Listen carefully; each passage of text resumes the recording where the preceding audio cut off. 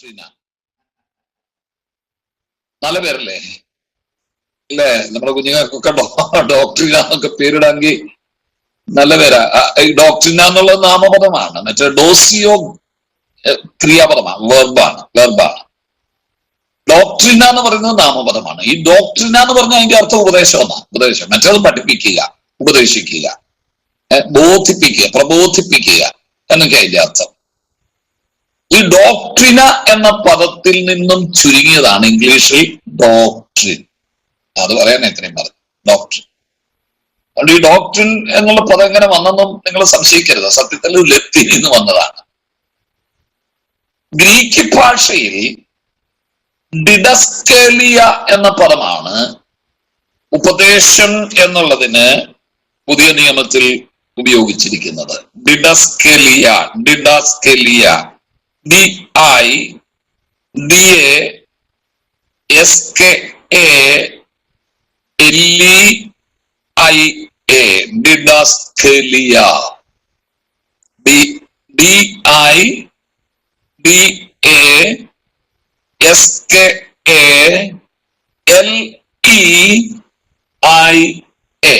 ഡിഡസ്കേലിയ.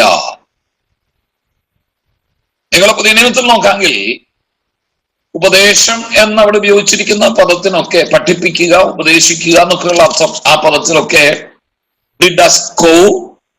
ഡിഡസ്കേലിയ എന്നുള്ള പദമാണ് ഗ്രീക്ക് ഭാഷയിൽ നമ്മളുടെ വേദപുസ്തകം, നമ്മുടെ പുതിയ നിയമത്തിൽ നമുക്ക് കിട്ടിയിരിക്കുന്നത് കേട്ടോ. പഴയ നിയമത്തിലൊക്കെ, പഴയ നിയമത്തിൽ ഗാല എന്നൊക്കെയുള്ള പദമാണ്. അത് നമ്മളിപ്പോ ശ്രദ്ധിക്കണമെന്നില്ല. പുതിയ നിയമത്തിൽ ഡിഡസ്കേലിയ,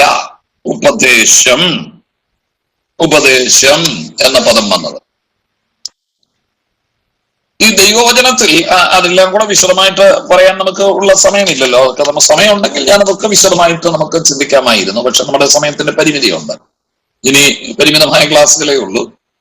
അതിലൊരു ഓട്ടപ്രദക്ഷിണം നടത്താം. ഈ നിങ്ങൾ പുതിയ നിയമം നോക്കിയാലേ നമ്മുടെ കർത്താവായ യേശുക്രിസ്തുവിന്റെ ഉപദേശം മാത്രമല്ല പുതിയ നിയമത്തിലുള്ളത്. കുറഞ്ഞത് 3 തരത്തിലുള്ള ഉപദേശത്തെ കുറിച്ച് പുതിയ നിയമം പറയുന്നുണ്ട് കേട്ടോ. 3 ഉപദേശങ്ങളെ കുറിച്ചെങ്കിലും പുതിയ നിയമം പറയുന്നുണ്ട്. എല്ലാം യേശുക്രിസ്തുവിന്റെ ഉപദേശമല്ല കേട്ടോ. ദിവസത്തിൽ കാണുന്ന എല്ലാം യേശുക്രിസ്തുവിന്റെ ഉപദേശം നമ്മൾ ഉദ്ദേശിക്കരുത്.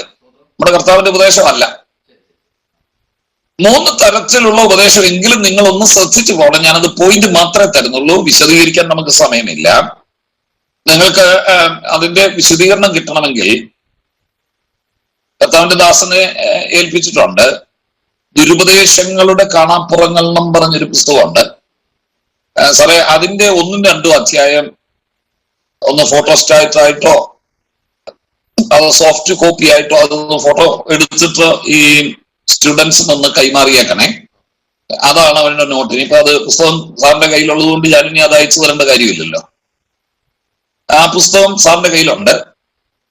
ആ പുസ്തകത്തിന്റെ 1ഉം 2ഉം അധ്യായത്തിൽ നിന്നാണ് നമ്മളിപ്പോ ചിന്തിച്ചുകൊണ്ടിരിക്കുന്നത്. നിങ്ങൾക്ക് പരീക്ഷയ്ക്ക് അതിൽ നിന്നായിരിക്കും വരുന്നത് ചോദ്യം. അതുകൊണ്ട് നോട്ട് അതിനകത്ത് നന്നായിട്ടൊന്ന് വായിക്കുക. ഒന്നും കാണാപ്പാടം പഠിക്കണ്ട, നല്ല പലവട്ടം ഒന്ന് വായിച്ചു നോക്കുക. അത് മാത്രം മതി. പലവട്ടം വായിക്കുമ്പോൾ ഒന്ന് ഫെമിലറൈസ് ചെയ്യുമല്ലോ, പുതിയതായിട്ടൊരു പരിചയമാകുമല്ലോ. നിങ്ങളുടെ പരീക്ഷയ്ക്ക് ഉത്തരം അങ്ങനെ എഴുതിയാൽ മതി. ഞാൻ എഴുതിയതല്ല അതുപോലെ കാണാപ്പാടം നിങ്ങൾ പഠിച്ചെഴുതണമെന്നില്ല. അങ്ങനെ ചെയ്യുന്നെങ്കിൽ അത് തെറ്റുമല്ല, ഞാനത് എതിർക്കുന്നുമില്ല. ഏതായിരുന്നാലും നിങ്ങൾ ഈ 1ഉം 2ഉം അധ്യായം സാറിനോട് വാങ്ങിക്കണം. ഒന്നുകിൽ അതിന്റെ ഫോട്ടോസ്റ്റാറ്റ് നിങ്ങൾ എടുക്കണം, ഇല്ലെങ്കിൽ സാർ അത് ഫോട്ടോ എടുത്തിട്ട് അതിന്റെ കോപ്പി നിങ്ങൾക്ക് സോഫ്റ്റ് നിങ്ങളുടെ വാട്സാപ്പിലോ മറ്റോ ഇട്ടു തരും. ഞാനതിനി ചെയ്യണ്ട, കാരണം സാറിന്റെ ഞാൻ ആ പുസ്തകം ഇവിടെ വന്നപ്പോൾ അത് ഏൽപ്പിച്ചിട്ടുണ്ട്. അതിന്റെ 1ഉം 2ഉം അധ്യായമാണ് നമ്മൾ ഈ ചർച്ച ചെയ്യുന്നത്. നിങ്ങൾ അത് ശ്രദ്ധിക്കുക. 3 തരത്തിലുള്ള ഉപദേശത്തെ കുറിച്ച് വേദപുസ്തകം പറയുന്നുണ്ട്. ഒന്ന് നിങ്ങൾ എഴുതുക, മാനുഷിക ഉപദേശം. അപ്പൊ അത് നമ്മുടെ കർത്താവിന്റെ ഉപദേശത്തിൽ നിന്നും വ്യത്യസ്തമാണ്. മാനുഷിക ഉപദേശം എഴുതാം. കൊലോസ്യ ലേഖനം 2-ാം അധ്യായം 21 വാക്യം. കൊലോസ്യ ലേഖനം 1-ാം അധ്യായം 21 വാക്യം എഴുതി വെച്ചിട്ട് ഒരാള് ഒന്നെടുത്തിട്ട് ഒന്ന് അൺമ്യൂട്ട് ചെയ്തിട്ട് ഉറക്കെ ഒന്ന് വായിച്ചാൽ നല്ലതാണ്. കൊലോസ്യർ 2:21.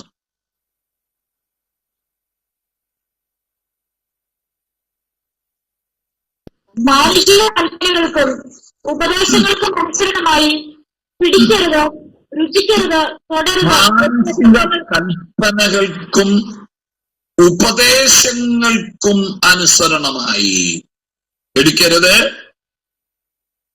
കൊടുക്കരുത്, തുടരുത്. ഈ ഉപദേശങ്ങൾക്ക് നിങ്ങൾ കീഴ്പ്പെടുന്നതെന്ത് എന്ന് പൗലോസ് ചോദിക്കുന്നു. അപ്പൊ ഒന്നാമത്തെ ഉപദേശം നമ്മൾ പുതിയ നിയമത്തിൽ കാണുന്ന ഒരു ഉപദേശമാണ് മാനുഷിക ഉപദേശം.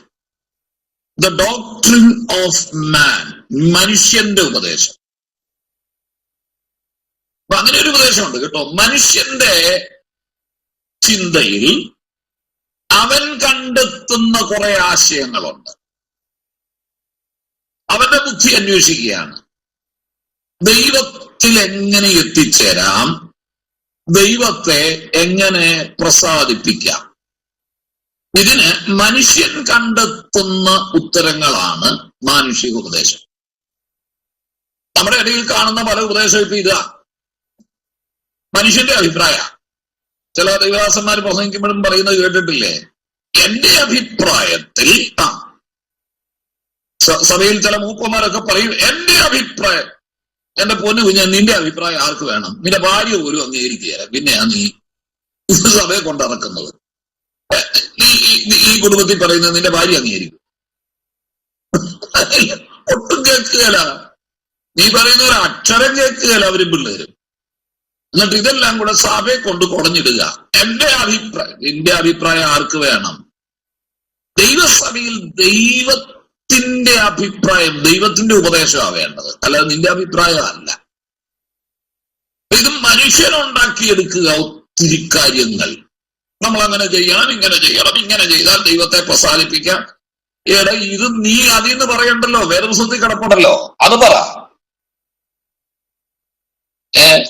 അതുകൊണ്ട് നമ്മളങ്ങ് ജ്ഞാനം മൂത്ത് മനുഷ്യന്റെ അഭിപ്രായം ഒന്നും ആർക്കും കൂടെ കേൾക്കണ്ട കേട്ടോ. ദൈവസഭയ്ക്കകത്ത് മനുഷ്യന്റെ അഭിപ്രായത്തിന് വിലയേയില്ല. അത് കമ്മിറ്റി കൂടുമ്പോഴാണേലും കൊള്ളാം, സഭാരാധനയ്ക്കാണേലും കൊള്ളാം, മനുഷ്യന്റെ ഉപദേശം കേൾക്കാനല്ല നമ്മൾ ഇരിക്കുന്നത്. അങ്ങനെ ആരെങ്കിലും പറഞ്ഞാൽ പറയണം, അച്ഛാ അവിടെ ഇരിക്കേ, സഹോദരൻ അവിടെ ഇരിക്കേ, ഞങ്ങൾക്ക് അത് കേൾക്കാനല്ല ഞങ്ങൾ വന്നത്, ഞങ്ങൾക്കും അഭിപ്രായങ്ങളുണ്ട്. പക്ഷേ അതൊന്നും ഇറക്കേണ്ട സ്ഥലമല്ല ദൈവസഭ. സഭയിൽ വേദപുസ്തകം എന്തു പറയുന്നു, കർത്താവ് എന്തു പറഞ്ഞു, അതിന് പ്രസക്തി. അല്ലാതെ മനുഷ്യന്റെ അഭിപ്രായങ്ങൾ വല്ല കമ്മിറ്റിക്ക് വേറെ വല്ലതും സംഘടനയെ പോയി എന്ന് പറ. മനുഷ്യന്റെ അഭിപ്രായം അത് ദൈവസഭയ്ക്കകത്ത് വിലപ്പോകില്ല. ദൈവസഭയ്ക്കകത്ത് ഏത് വിഷയത്തെക്കുറിച്ചും നമുക്ക് തിരുവചനത്തിൽ ഉത്തരം കണ്ടെത്താം. അത്ര സമഗ്രമാണ് വേദപുസ്തകം. ഏതുവാകട്ടെ, അത് സിനിമ കാണുന്നതിനെ കുറിച്ചാണെങ്കിലും കൊള്ളാം, ബീഡി വലിച്ചതിനെ കുറിച്ചാണെങ്കിലും കൊള്ളാം, ആഭരണം ഇടുന്നതിനെ കുറിച്ചാണെങ്കിലും കൊള്ളാം, മുടി വളർത്തുന്നതിനെ കുറിച്ചാണെങ്കിലും കൊള്ളാം, വസ്ത്രം അണിയുന്നതിനെ കുറിച്ചാണെങ്കിലും കൊണ്ട്, നീ പറയുന്ന എല്ലാ കാര്യത്തിനും വേദപുസ്തകത്തിൽ മറുപടിയുണ്ട്. മനസ്സിലാക്കുന്നുണ്ടോ? അത് തിരിച്ചറിയാനുള്ള ജ്ഞാനം വേദപുസ്തകത്തിൽ ഉണ്ടാകുക എന്നുള്ളതാണ് പ്രധാനം. അപ്പൊ നമ്മൾ ചോദിക്കും, സിനിമ കാണുന്ന വേദപുസ്തകം ഉണ്ടല്ലോ, നമ്മൾ അതിലേക്കായി വരുന്നേ. ആ ഉപദേശത്തിൽ അതൊക്കെ പറയുന്നുണ്ട്. പറയാൻ സമയം ഉണ്ടോന്ന് എനിക്ക് അറിഞ്ഞുകൂടാ, പക്ഷെ നിങ്ങളെ തൊട്ടുവിടാതൊക്കെ കേട്ടോ. വിശദമായിട്ടായിരുന്നെങ്കിൽ നമുക്കത് നന്നായിട്ട് എടുത്തു പോകാമായിരുന്നു. അപ്പൊ അതുകൊണ്ട് മാനുഷിക ഉപദേശം എന്ന് പറഞ്ഞാൽ ദൈവത്തിങ്കൽ എങ്ങനെ എത്തിച്ചേരാമെന്നും ദൈവത്തെ എങ്ങനെ പ്രസാദിപ്പിക്കാമെന്നും മനുഷ്യൻ കണ്ടെത്തുന്ന അഭിപ്രായങ്ങളെ വിളിക്കുന്ന പേരാണ് മാനുഷിക ഉപദേശം. പരീക്ഷയ്ക്ക് ചോദിച്ചാൽ അത്രയും ഒന്ന് എഴുതി വെച്ചേക്കണേ കേട്ടോ. മാർക്കൊക്കെ ഞാൻ വാരിക്കോരി തരാം, പക്ഷേ അതിന്റെ പോയിന്റെങ്കിലും ഒന്ന് പറയണ്ടേ. ചുമ്മാ വെള്ള പേപ്പറിനകത്ത് എങ്ങനെയാ ഞാൻ മാർക്കിട്ട് തരുന്നത്? ഞാൻ എനിക്ക് ഒട്ടും പിശുക്കില്ലാത്തവനാ കേട്ടോ. മാർക്ക് കൊടുക്കുന്ന കാര്യത്തിലെങ്കിലും, കാശിന്റെ കാര്യത്തിലല്ല, മാർക്കിടുന്ന കാര്യത്തിൽ എനിക്ക് ഒട്ടും പിശുക്കുള്ളവനല്ല. പക്ഷെ എന്തെങ്കിലും ഒരു പോയിന്റെങ്കിലും എഴുതണ്ടേ? ചുമ്മാ അങ്ങനെ വെള്ള പേപ്പറിലോട്ട് ഞാൻ മാർക്ക് കുറഞ്ഞിട്ട് തരുന്നേ. അതുകൊണ്ട് നിങ്ങൾ ഈ പോയിന്റ് എന്ന് എഴുതിയാൽ മതി, ബാക്കി മാർക്കൊക്കെ ഞാൻ തന്നോളാം.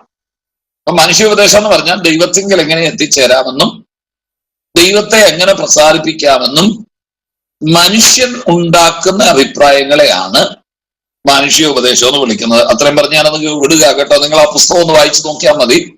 വളരെ വിശദമായ ഒരു ചർച്ച അവിടെ നടത്തിയിട്ടുണ്ട്. മാനുഷികോപദേശം. 2, നിങ്ങൾ എഴുതുക ഭൂതങ്ങളുടെ ഉപദേശം. ഭൂതങ്ങളുടെ ഉപദേശം വേദപുസ്തകത്തിൽ കിടക്കുന്ന 2ാമത്തെ ഉപദേശമാണ്. അങ്ങനെ ഒരു ഉപദേശമുണ്ട് കേട്ടോ, ഭൂതങ്ങളുടെ ഉപദേശം. 1 തീമോഥെയോസ് 4:1. 1 തീമോഥെയോസ് 4:1 എഴുതി കഴിഞ്ഞിട്ട് ഒരാൾ അൺമ്യൂട്ട് ചെയ്തിട്ട് അതൊന്ന് ഉറക്കെ വായിക്കണം.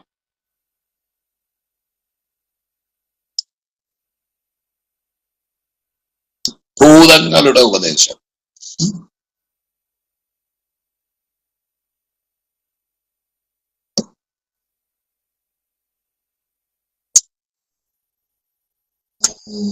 എന്നാൽ ഭാവി കാലത്ത് ചിലർ വ്യാജാത്മാക്കളെയും ഭൂതങ്ങളുടെ ഉപദേശങ്ങളെയും ആശ്രയിച്ച് ഭോഷ്കു പറയുന്നവരുടെ അകടത്താൽ വിശ്വാസം ത്യജിക്കുമെന്ന് ആത്മാവ് തെളിവായി പറയുന്നു. കണ്ടോ? എന്നാൽ ഭാവി കാലത്ത്, വരാൻ പോകുന്ന കാലത്ത്, അന്ന് എഴുതിയതാണ്, 1-ാം നൂറ്റാണ്ടിൽ എഴുതിയതാണ്, ചിലർ ഭൂതങ്ങളുടെ ഉപദേശത്തെയും വ്യാജാത്മാക്കളെയും ആശ്രയിച്ച് കേട്ടോ ഭോഷ്ക് പറയും. അങ്ങനെ അനേകർ വിശ്വാസം ത്യജിക്കും. വിശ്വാസത്യാഗത്തിന്റെ ഒരു കാലഘട്ടത്തിലാണ് ഇന്ന് നമ്മളായിരിക്കുന്നത് കേട്ടോ. അപ്പോസ്റ്റാസിയ എന്നൊരു ഗ്രീക്ക് പദം, അപ്പോസ്റ്റസി, വിശ്വാസത്യാഗം കേട്ടോ. ഇന്ന് ഈ സഭയ്ക്കകത്തൊക്കെ നടക്കുന്ന പലതും കാണുമ്പോ നിർമ്മല മനസാക്ഷിയുള്ളവരെ സംബന്ധിച്ചിടത്തോളം ഒത്തിരി നിരാശയുണ്ട്, എനിക്കറിയാം അല്ലേ. നമ്മള് പലതും വിട്ടൊക്കെ ഇവിടെ വന്നേച്ച് ഇതിനകത്തും ഇങ്ങനെയൊക്കെ തന്നെയാണോ, എന്നാ പിന്നെ എന്തിനാ ഇതിനകത്ത് നിൽക്കുന്നത് എന്നൊക്കെ പലരും ചിന്തിക്കുന്നുണ്ട്. പക്ഷെ ഇത് നടക്കുമെന്ന് പറഞ്ഞിട്ടുണ്ട്. ഭാവി കാലത്ത് ഇതൊക്കെ സംഭവിക്കും. വ്യാജാത്മാക്കൾ കേട്ടോ. കേൾക്കുന്ന ആത്മാവിന്റെ എല്ലാം പുറകെ ഓടരുത്. ആത്മാവ് ദൈവത്തിൽ നിന്നുള്ളതോ, യോഹന്നാൻ എടുത്തു പറഞ്ഞിട്ടുണ്ട്, കേൾക്കുന്ന എല്ലാ ആത്മാവിനെയും വിശ്വസിക്കരുത്, ആത്മാക്കൾ ദൈവത്തിൽ നിന്നുള്ളതോ എന്ന് ശോധന ചെയ്യണമെന്ന് പറഞ്ഞിട്ടുണ്ട്. ഇങ്ങനെ ഇത് കേട്ടോ, ഈ പ്രവചിക്കുകയും ദൂത് പറയുകയും ചെയ്യുന്ന എല്ലാത്തിനെയും കയറി അങ്ങ് വിശ്വസിച്ച് കളയരുത്, എല്ലാത്തിനും കൈകൊട്ടരുത്, എല്ലാത്തിനും സ്തോത്രം പറയാനും പോകരുത്. നമ്മൾ ശോധന ചെയ്തോണം. അതൊക്കെ ശോധന ചെയ്തിട്ട് നമ്മൾ അതിനൊക്കെ സ്തോത്രം ചെയ്യാവൂ. അതിന് വേറെ പാഠങ്ങളുണ്ട്, അതും ഇപ്പൊ പഠിപ്പിക്കാൻ നേരമില്ലല്ലോ. എങ്ങനെ നമുക്കത് മനസ്സിലാക്കാം? വ്യാജാത്മാവിലാണോ പരിശുദ്ധാത്മാവിലാണോ ഒരാള് ശുശ്രൂഷിക്കും? അത് ഒരു കാര്യം ചെയ്യും, മറ്റേ ക്ലാസ്സിൽ ഞാൻ ചർച്ച ചെയ്യാം. പരിശുദ്ധാത്മാവിന്റെ കുറിച്ച് നമ്മൾ പഠിക്കുന്ന ക്ലാസ്സിലെ ഒരല്പം ഞാനത് പിന്നെ തൊട്ടോളാം. ഇപ്പൊ നമുക്കിവിടെ നേരമില്ല. വ്യാജാത്മാക്കളെയും ഭൂതങ്ങളുടെ ഉപദേശത്തെയും കണ്ടോ, അങ്ങനെ ഒരു ഉപദേശമുണ്ട് കേട്ടോ, ഭൂതങ്ങളുടെ ഉപദേശം. ഡിഡസ്കലിയ ഡയാമോനിയോൻ എന്ന ഗ്രീക്ക് പദമാണ് ഭൂതം എന്ന് വന്നിരിക്കുന്നത്. ഭൂതം കേട്ടോ, ഭൂതം. ഡീമൺസ് എന്നല്ല ഇംഗ്ലീഷിൽ പറയുന്നത്. ഡീമൺ, ഡയാമോനിയ എന്ന് പറഞ്ഞ പദത്തിൽ നിന്നുണ്ടായതാണ് ഡീമൺ. ഇംഗ്ലീഷിൽ, ഗ്രീക്ക് ഭാഷയില് ഡയാമോനിയാൻ എന്ന പദത്തിൽ നിന്നാണ് ഇംഗ്ലീഷിൽ ഡീമൺ, DEMON. അപ്പൊ ഞാൻ ചോദിക്കട്ടെ, ഭൂതം എന്നതാ? ഭൂതം എന്ന് പറഞ്ഞ എന്നതാ?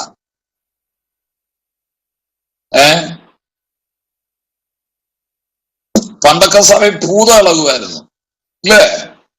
പ്രാർത്ഥനാ മീറ്റിങ്ങിലൊക്കെ ഭൂതം ഇളകുമായിരുന്നു. ഇന്ന് ഇളകുന്നില്ല, എന്താന്ന് എനിക്കറിയത്തില്ല. ഒന്നുകിൽ ഭൂതം എല്ലാം വടക്കേ ഇന്ത്യയിലേക്ക് പോയെന്ന് എനിക്ക് തോന്നുന്നത്, അപ്പൊ അവിടെ ഇളകുന്നുണ്ടെന്നാ കേൾക്കുന്നത്. അല്ലെങ്കിൽ ഇപ്പൊ സഭയ്ക്കകത്തിരിക്കുന്നതിന് എല്ലാത്തിനും ഭൂതം. അപ്പൊ പിന്നെ ഏതാ ഇളകേണ്ടത്? ഉപദേശിക്കും ഭൂതമാണ്, വിശ്വാസിക്കും ഭൂത. അപ്പൊ പിന്നെ എങ്ങനെ ഇളകാനാ? പണ്ടൊക്കെ ഞാൻ ഓർക്കുന്നുണ്ട്, എന്റെ ചെറുപ്പത്തിലൊക്കെ ഒരു വീട്ടുപ്രാർത്ഥനയ്ക്ക് പോലും 2 ഭൂതം ഇളകും. അങ്ങനെ ഒരു കാലം ഉണ്ടായിരുന്നു, ഞാൻ ഓർക്കുന്നുണ്ട്. ഞങ്ങളുടെയൊക്കെ എന്റെ ചെറുപ്പത്തിലേ എന്റെ അപ്പച്ചന് പ്രത്യേക ഒരു ശുശ്രൂഷയായിരുന്നു ഈ ഭൂതങ്ങളുടെ മേലുള്ള അധികാരം. ദൂരേന്നൊക്കെ ആളുകൾ വരുമായിരുന്നു. രാത്രിക്കൊക്കെ പതിനായിക്കൊക്കെ വന്ന് വിളിച്ചോണ്ട് പോകുമായിരുന്നു എന്റെ അപ്പച്ചനെ. കിലോമീറ്ററുകളൊക്കെ, അന്ന് വാഹന സൗകര്യമൊന്നും ഇല്ലല്ലോ. നിങ്ങൾ കണ്ടുണ്ട്, ഈ വലിയ ചൂട്ട് കൊണ്ട് പന്തം കെട്ടി, 2 3 ചൂട്ടുകറ്റയും കെട്ടി ആളുകൾ വരും. എന്നിട്ട് പാസ്റ്ററപ്പച്ച എഴുന്നേറ്റ് വീട്ടിൽ ഭൂതം ഇളകി. എന്റെ അപ്പച്ചനും അമ്മച്ചിയും രാത്രിക്ക് ഞങ്ങളെ കടത്തി ഒരുങ്ങി ഈ ഭൂതം ഇറക്കാൻ പോയിട്ട് പിറ്റേന്ന് ചിലപ്പം ഉച്ചയ്ക്കോ സന്ധ്യക്കോ വൈകിട്ടോ ഒക്കെ ആയിരിക്കും തിരിച്ച് വീട്ടിലെത്തുന്നത്. എന്നിട്ട് ആ ചരിത്രം എല്ലാം ഞങ്ങളോട് പറയും. ഭൂതം ഇളകിയതും ഇളകിപ്പോയതും സത്യം ചെയ്തു ഈ കാര്യങ്ങളൊക്കെ പറയുന്നത് കേൾക്കുന്ന എനിക്ക് വലിയ സന്തോഷമായിരുന്നു.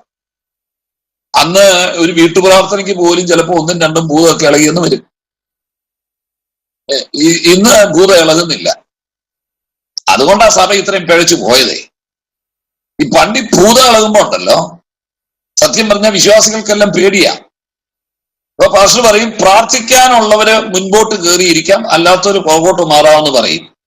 അപ്പൊ ആകെപ്പാടെ വിരലിലെണ്ണാൻ കുറച്ചു പേര് മാത്രമേ മുമ്പോട്ട് കയറിയിരിക്കുള്ളൂ, ബാക്കിയുള്ളവരെല്ലാം പുറത്ത് ചാടും. ഇതിന്റെ കാര്യം എന്താണെന്നറിയോ? ഭൂതം മുഖത്ത് നോക്കി പറയും, നിനക്കെന്നാടാ കാര്യം, നീ ഇന്നലെ ഇന്നത് ചെയ്ത ചെല്ലേ വന്നെന്ന് ചോദിക്കും. ഭൂതം ഇളകുന്നതുകൊണ്ട് എല്ലാവർക്കും പേടിയായിരുന്നു അന്ന്. ഇന്ന് കൃപയാൽ ഭൂതം ഇളകാത്തതുകൊണ്ട് ആർക്കും ഒരു പേടിയില്ല. ദൈവാത്മാവിനെ പേടിയില്ല, ഭൂതത്തെയായി എല്ലാവർക്കും പേടി.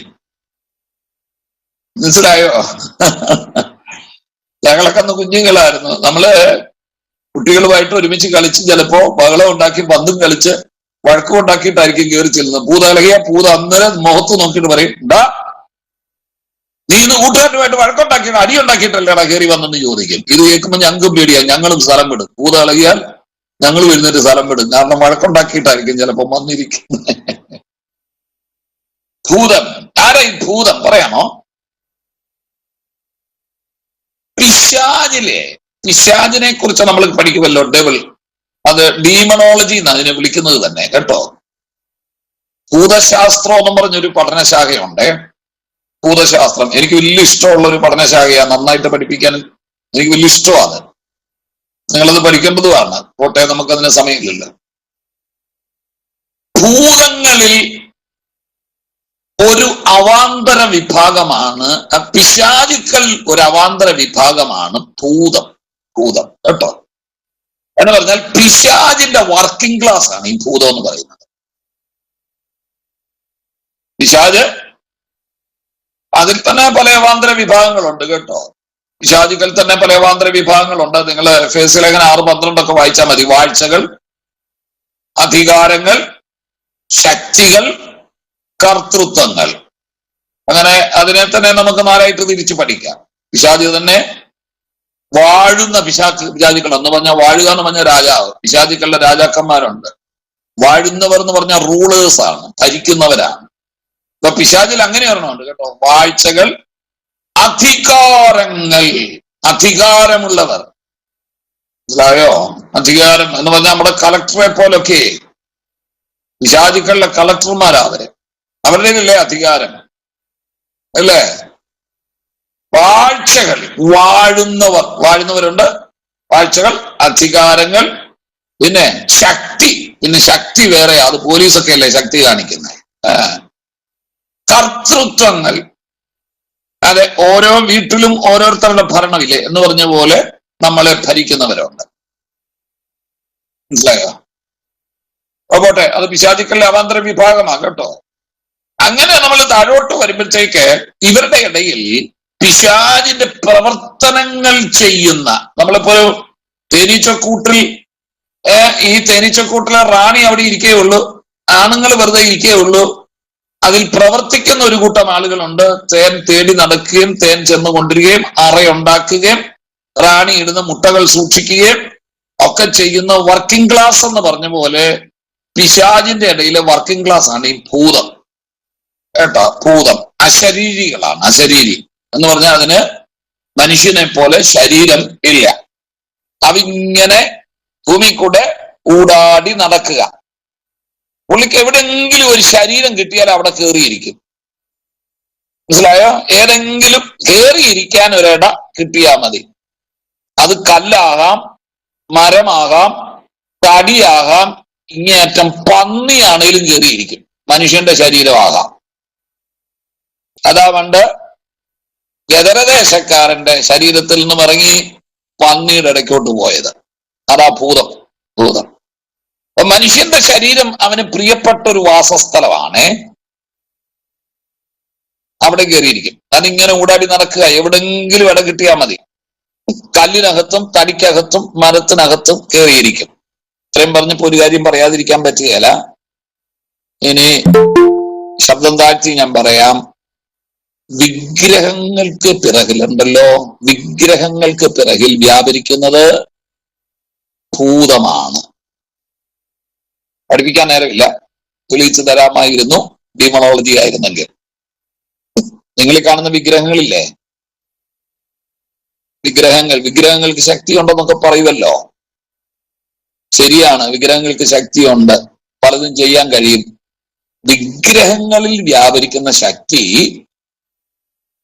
ഈ പിശാചുക്കളിലെ ഭൂതങ്ങളാണ്. വേറെ ദിവസം കൊണ്ട് തെളിയിച്ചു തരാം, വാക്യം കിടപ്പുണ്ട് കേട്ടോ. ഭൂതമാണ്, ഭൂതം പ്രത്യേകിച്ച് ഓർക്കണം കേട്ടോ. അതാ ഭൂതം. അപ്പൊ ഭൂതങ്ങൾക്ക് ഉപദേശമുണ്ട് കണ്ടോ. അവന് സ്വന്തം ഉപദേശം ഉണ്ടാക്കി വെച്ചിരിക്കുക. അപ്പൊ അവന്റെ ഉപദേശം എന്നതാ? ജനത്തെ സത്യദൈവത്തിൽ നിന്നും തെറ്റിക്കുക എന്നുള്ളതാണ്. ജനത്തെ, അതാ ഭൂതങ്ങളുടെ ഉപദേശം. അതും പറയാൻ നേരമില്ല. ആ പുസ്തകത്തിൽ അതിനെക്കുറിച്ച് ഒരു അല്പം വിവരണം കിടപ്പുണ്ട്. നിങ്ങൾക്ക് ആ നോട്ട് കിട്ടുമ്പോൾ അതൊന്ന് വായിച്ചോണേ. ഞാൻ ചിലപ്പോ ഇല്ല ഷോർട്ട് നോട്ട് ആണെങ്കിലും അതിൽ നിന്ന് ചിലപ്പം ചോദിക്കും കേട്ടോ. ഒറ്റ വാക്കിൽ ഉത്തരം എഴുതാനൊക്കെ കാണുമല്ലോ. ചിലപ്പോ അങ്ങനെ വല്ലതും ഒക്കെ വന്നേക്കാം. നിങ്ങളത് വായിച്ചോണം. ഭൂതങ്ങളുടെ ഉപദേശം. അപ്പൊ നോക്കിയേ, മാനുഷിക ഉപദേശം, ഭൂതങ്ങളുടെ ഉപദേശം. മൂന്നാമത്തത് ക്രിസ്തുവിന്റെ ഉപദേശം. ക്രിസ്തുവിന്റെ ഉപദേശം, ദ ഡോക്ട്രിൻ ഓഫ് ക്രൈസ്റ്റ്. മൂന്നാമത്തത് ദ ഡോക്ട്രിൻ ഓഫ് ക്രൈസ്റ്റ്, ക്രിസ്തുവിന്റെ ഉപദേശം. 2 യോഹന്നാൻ 9 വാക്യം. 2 യോഹന്നാൻ 9 ക്രിസ്തുവിന്റെ ഉപദേശം വായിച്ച് എഴുതി കഴിഞ്ഞാൽ ഒരാളൊന്ന് അൺമ്യൂട്ട് ചെയ്തിട്ട് വായിച്ചട്ടെ. 2 യോഹന്നാൻ 9. ഞാൻ നേരത്തെ വായിപ്പിച്ച വാക്യാണേ, ഒന്നുകൂടെ വായിച്ചോട്ടെ. ക്രിസ്തുവിന്റെ ഉപദേശത്തിൽ നിലനിൽക്കാതെ അതിൽ കടന്നു പോകുന്ന ഒരുത്തനും ദൈവമില്ല, ഉപദേശത്തിൽ നിലനിൽക്കുന്നവരോ പിതാവും പുത്രനുമുണ്ട്.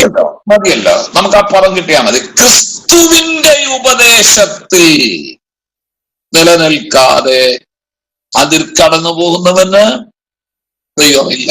മൂന്നാമത്തെ ഉപദേശത്തെ കുറിച്ച് വേദപുസ്തകം പറയുകയാണ്, ക്രിസ്തുവിന്റെ ഉപദേശം. ക്രിസ്തുവിന്റെ ഉപദേശം, ദ ഡോക്ട്രിൻ ഓഫ് ക്രൈസ്റ്റ്. അതാണ് നമ്മൾ ഈ പഠിക്കുന്നത് കേട്ടോ. ക്രിസ്തുവിന്റെ ഉപദേശം, ദ ഡോക്ട്രിൻ ഓഫ് ക്രൈസ്റ്റ്. അതാണ് നമ്മൾ വേദപുസ്തകത്തിൽ പഠിക്കുന്നത്, ക്രിസ്തുവിന്റെ ഉപദേശം.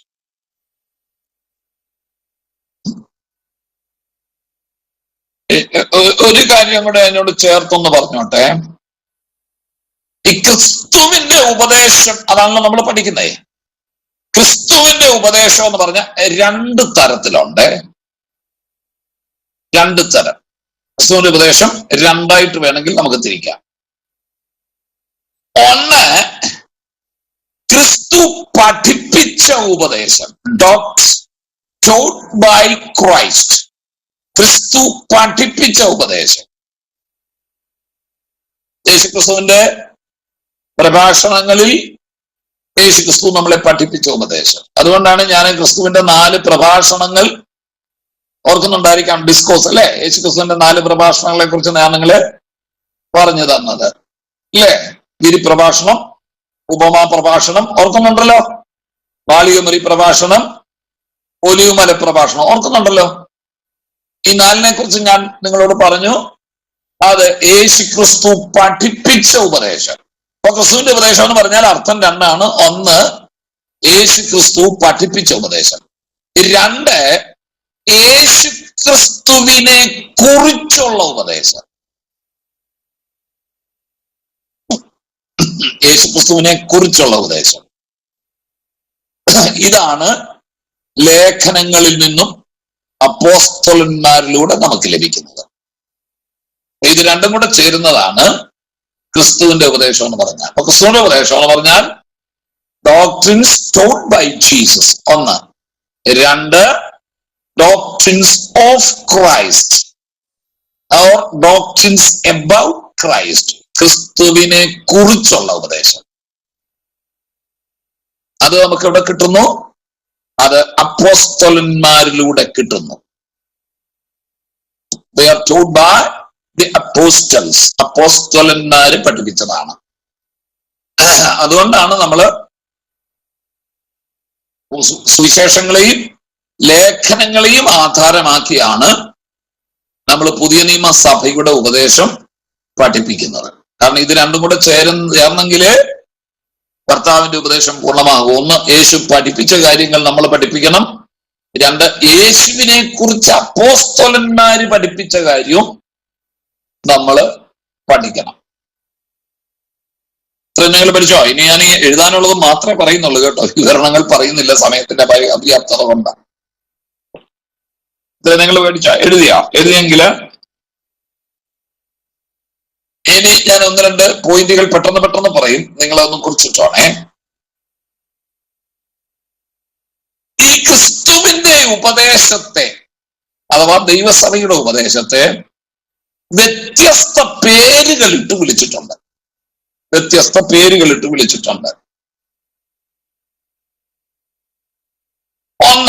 ഒന്ന് ക്രിസ്തുവിന്റെ ന്യായപ്രമാണം. എഴുതിക്കേ, ക്രിസ്തുവിന്റെ ന്യായപ്രമാണം. The laws of Christ. എഴുതുക,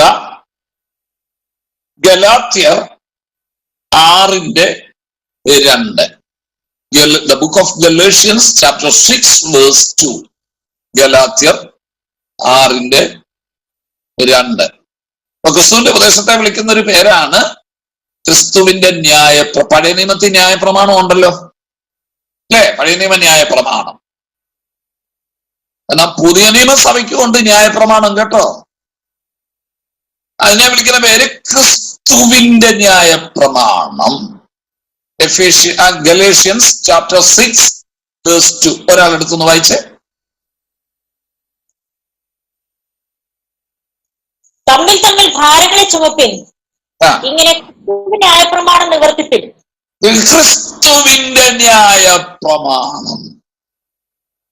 യേശുക്രിസ്തുവിന്റെ ഉപദേശത്തെ അങ്ങനെ ഒരു പേരും കൂടെ വിളിക്കുവേ, ക്രിസ്തുവിന്റെ ന്യായപ്രമാണം. The laws of Christ. അത് നിയമങ്ങളാ കേട്ടോ, ക്രിസ്തുവിന്റെ നിയമങ്ങളാ. അപ്പൊ പഴയ നിയമ ദൈവമക്കൾക്ക് ന്യായപ്രമാണം എത്രത്തോളം അവരുടെ ജീവിതത്തിൽ പ്രാധാന്യമായിരുന്നുവോ അതുപോലെ പുതിയ നിയമസഭയ്ക്ക് ക്രിസ്തുവിന്റെ ന്യായപ്രമാണം അത്യന്താപേക്ഷിതമാണ്. രക്ഷിക്കപ്പെട്ടൊരു ദൈവപൈതൽ കർശനമായി ദൈവത്തിന്റെ ന്യായപ്രമാണത്തിൽ, ക്രിസ്തുവിന്റെ പ്രമാണത്തിൽ നിലനിന്നേ പറ്റൂ. ഇനി വിവരിക്കാൻ നേരമില്ലാത്തതുകൊണ്ടാണ് ഞാൻ നിങ്ങളോടൊരു ചോദ്യം ചോദിക്കാം. ന്യായപ്രമാണം ലംഘിക്കുന്നതിനെ എന്താ പേര് വിളിക്കുന്നേ? പറഞ്ഞു അത് നിങ്ങൾ പറയുന്നത് തന്നെയാ കറക്റ്റ്. പ്രമാണം ലംഘിക്കുന്നവരെ വിളിക്കുന്ന പേരെന്താണ്? പാപി. അല്ലാതെ എന്നതാ? പ്രമാണം ലംഘിക്കുന്നതിനെ വിളിക്കുന്ന പേര് പാപം ആണോ? അതല്ലേ ഏദൻ തോട്ടത്തിൽ നടന്നേ അല്ലേ? ഏദൻ തോട്ടത്തിൽ ആദമും ഹവ്വയും ചെയ്ത പാപം എന്നതാ. ഇപ്പോഴും പലരും പറഞ്ഞുകൊണ്ട് നടക്കുന്നത് പഴം പറിച്ചു തിന്നതാണെന്നും പറഞ്ഞ, ആപ്പിള് തിന്നതാണെന്നും പറഞ്ഞാ പലരും നടക്കുന്നത്. എന്നിട്ട് അതിന് വ്യാഖ്യാനം കൊടുത്ത് നടക്കുക, ആപ്പിള് വ്യാഖ്യാനിച്ചുകൊണ്ട് നടക്കുക. ചില പൊന്നു കുഞ്ഞെ നിനക്ക് വേറെ പണിയൊന്നുമില്ല, ആപ്പിൾ എന്നതാണെന്നും ചിലരതിനെ സെക്സ് ആയിട്ടാ കണക്ക് കൂട്ടുന്നത്. ആപ്പിൾ എന്ന് പറഞ്ഞാൽ എന്താ അതിന്റെ അർത്ഥം? സെക്സ്. അപ്പം ഇവര് സെക്സ് ചെയ്തതാണ് പാപമായി പോയത്. എന്റെ പൊന്നു കുഞ്ഞെ, സെക്സ് പാപമല്ല. പാപം ചെയ്യുന്നതിന് മുമ്പേ പറഞ്ഞ നിങ്ങൾ എന്ത് ചെയ്യണം? ഭൂമിയിൽ എന്താടും വർദ്ധിച്ച് പെരുകാനാ പറഞ്ഞത്. അതിന്റെ മാർഗം ഇതാ ദൈവം കൊടുത്തത്. അത് ചെയ്തതല്ല പാപം. എന്നതാ പാപം? ഏദൻ തോട്ടത്തിൽ ചെയ്ത പാപം എന്നതാ പറഞ്ഞേ? കൽപ്പന ലംഘിച്ചതാ പാപം. ഇപ്പോഴും പലർക്കും അറിഞ്ഞൂടാ. കൽപ്പന ലംഘിച്ചതാ പാപം. തെളിവുണ്ടോ? ഉണ്ടല്ലോ. എടുത്തേ, ഉൽപ്പത്തി 2 എടുത്തേ. ഉൽപ്പത്തി 2 16 വായിച്ചേ. 16 വായിച്ചേ. 16 ഉൽപ്പത്തി 2 ദൈവത്തിനോട് കൽപ്പിച്ചത് എന്തെന്നാൽ, തോട്ടത്തിൽ സകല വൃക്ഷങ്ങളുടെ ഫലം നിനക്ക് ഇഷ്ടം പോലെ തിന്നാം, എന്നാൽ നന്മതിന്മകളെ കുറിച്ചുള്ള അറിവിന്റെ വൃക്ഷഫലം തിന്നരുത്, തിന്നുന്ന നാളിൽ നീ മരിക്കും. കണ്ടോ? അവിടെ പറയുന്ന കേട്ട വാക്യം നിങ്ങൾ ശ്രദ്ധിച്ചോ? യഹോവയായ ദൈവം മനുഷ്യനോട് കൽപ്പിച്ചത് സവ, എബ്രായ ഭാഷയിൽ സവ എന്ന് എബ്രായ ഭാഷയിൽ പറഞ്ഞ കൽപ്പിക്കുക. അതാ ഒന്നാമത്തെ കൽപ്പന. മനസ്സിലായോ? ദൈവം മനുഷ്യന് കൊടുത്ത ആദ്യത്തെ കൽപ്പനയാണ്, നിങ്ങൾ തോട്ടത്തിലെ വൃക്ഷത്തിന്റെ ഫലം ഇഷ്ടം പോലെ തിന്നാം, നടുവിൽ നിൽക്കുന്ന നന്മതിന്മകളുടെ വൃക്ഷത്തിന്റെ ഫലം തിന്നരുത്. പഴം തിന്നതല്ല തെറ്റ്, കൽപ്പന ലംഘിച്ചതാ. അവര് പാപം ചെയ്തപ്പോ ദൈവം തന്നെ പറയുന്നുണ്ട്, നന്മതിന്മയുടെ ഫലം തിന്നു, ഇനി ജീവന്റെ വൃക്ഷത്തിന്റെ ഫലം കൂടെ തിന്നാൽ അവർക്ക് മരണമില്ലാതാകും. ഈ തോട്ടത്തിന് നടുവിൽ നിൽക്കുന്ന വൃക്ഷത്തിന്റെ ഫലം തിന്നാതെ ദൈവം എന്നേക്കും വിലക്കിയതല്ല. അത് തിന്നാൻ ദൈവം കൊടുക്കാൻ സാധ്യതയുണ്ട്. കാരണം എന്താണെന്നറിയാമോ? പൂർണ്ണ മനുഷ്യരായിട്ടാണല്ലോ അവരെ സൃഷ്ടിച്ചത്. ശരീരത്തിൽ പൂർണ്ണതയുള്ളവരായി യൗവനയുക്തരായിട്ടാണ് അവരുണ്ടായതെങ്കിലും മനസ്സുകൊണ്ടും ആത്മാവ് കൊണ്ടും അവർ വളരേണ്ടതുണ്ടായിരുന്നു. ശരീരം വളർന്നുകൊണ്ട് മനസ്സ് വളർന്നെന്നില്ല, ആത്മാവിൽ വളർച്ച നേടിയെന്നും ഇല്ല. അതിനും വളർച്ച വേണം. അതുകൊണ്ടാണ് യേശു ക്രിസ്തു പൈതൽ വളർന്നു ആത്മാവിൽ നിറഞ്ഞു എന്നൊക്കെ പറഞ്ഞിരിക്കുന്നു. ആത്മാവിൽ വളരേണ്ടിയിരിക്കുന്നു. അതിനാണ് വെയിലാറുന്ന സമയങ്ങളിൽ ദൈവം തോട്ടത്തിൽ വന്ന് ആദാമിനോടും ഹവ്വയോടും കൂടെ നടന്നത്. അവരെ പഠിപ്പിക്കുകയായിരുന്നു. ദൈവഹിതം, ദൈവത്തിന്റെ ഹിതവും ദൈവത്തിന് അവരെക്കുറിച്ചുള്ള പദ്ധതികളും അവരെ പറഞ്ഞു പഠിപ്പിക്കാനാണ് സന്ധ്യാസമയങ്ങളിൽ വെയിലാറുന്ന നേരങ്ങളിൽ ദൈവം തോട്ടത്തിൽ ഇറങ്ങി വന്നത്.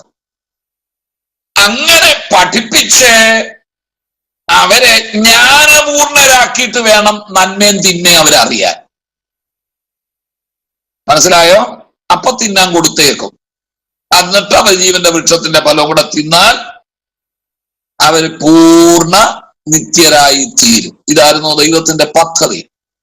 അതിനെയാണ് പിശാച് തകിടം മറിച്ചത്. നന്മയും തിന്മയും തിരിച്ചറിയുന്നതിന് മുൻപേ, ദൈവത്തിൽ നിന്നും പാഠങ്ങൾ പഠിക്കുന്നതിന് മുൻപേ എന്ത് ചെയ്തു? പിശാചിന്റെ പ്രലോഭനത്തിൽ ആ ഫലം പറിച്ചു തിന്നു കളഞ്ഞു. അതാ തെറ്റ്. ആ കൽപ്പന ലംഘിച്ചു. ദൈവം കൊടുത്ത കൽപ്പന ലംഘിച്ചു. അല്ലാതെ പഴം തിന്നത് തെറ്റാകുന്ന എന്തുകൊണ്ടാ? പഴം തിന്നരുതെന്ന് ദൈവം കൽപ്പിച്ചത് കൊണ്ടാ. അതാണ് വേദപുസ്തകത്തിൽ കൽപ്പന എന്ന പദം ആദ്യം വന്നിരിക്കുന്ന സവ എന്ന് പറഞ്ഞിരിക്കുന്ന പദം കണ്ട. ആദ്യം വന്നിരിക്കുന്ന സവ. ടി വേണേ എഴുതിക്കോ. അത് TSAVAH.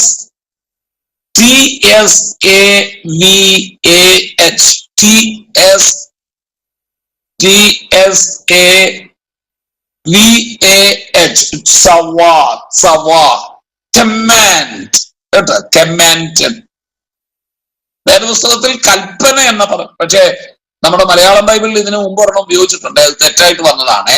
കൽപ്പനയെന്ന് ഞാനത് കാണിച്ചു തരാം. എന്താണെന്നറിയാമോ? ഇവിടെ ഇയാണ്ട് അതിന്റെ 28ാമത്തെ വാക്യത്തിന്റെ അവസാനം കിടക്കുന്ന കണ്ടോ? 28ാമത്തെ വാക്യത്തിൽ അവസാനമേ, ആകാശത്തിലെ പറവിന്മേലും സകല ഭൂചര ജന്തുക്കളിന് വേണ്ടി വാഴുവീൻ എന്ന് അവരോട് കൽപ്പിച്ചു എന്ന് മലയാളത്തിൽ എഴുതിയിരിക്കുന്ന തെറ്റാണ് കേട്ടോ.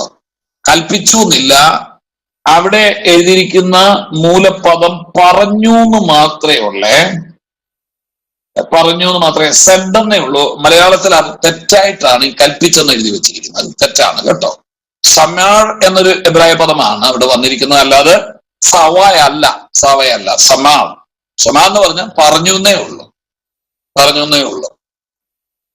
അപ്പൊ കൽപ്പന,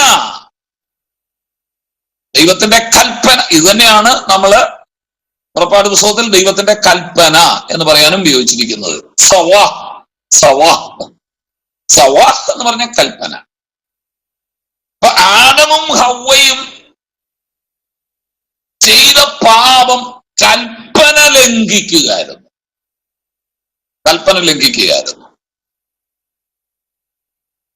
ഇനി അവരുടെ പാപം കൽപ്പനാ ലംഘനമാണെങ്കിൽ, ഇനി ഞാനൊരു ചോദ്യം ചോദിക്കട്ടെ, ആ കൽപ്പനാ ലംഘനമല്ലേ അവരെ തോട്ടത്തിൽ നിന്ന് പുറത്താക്കിയത്? അല്ലേ? കൽപ്പന ലംഘിച്ചു എന്നുള്ളതുകൊണ്ടല്ല, പഴം തിന്നുകൊണ്ടല്ല, പഴം തിന്നത് കൽപ്പന ലംഘനം ആയതുകൊണ്ട് അവരെ പുറത്താക്കിയത്.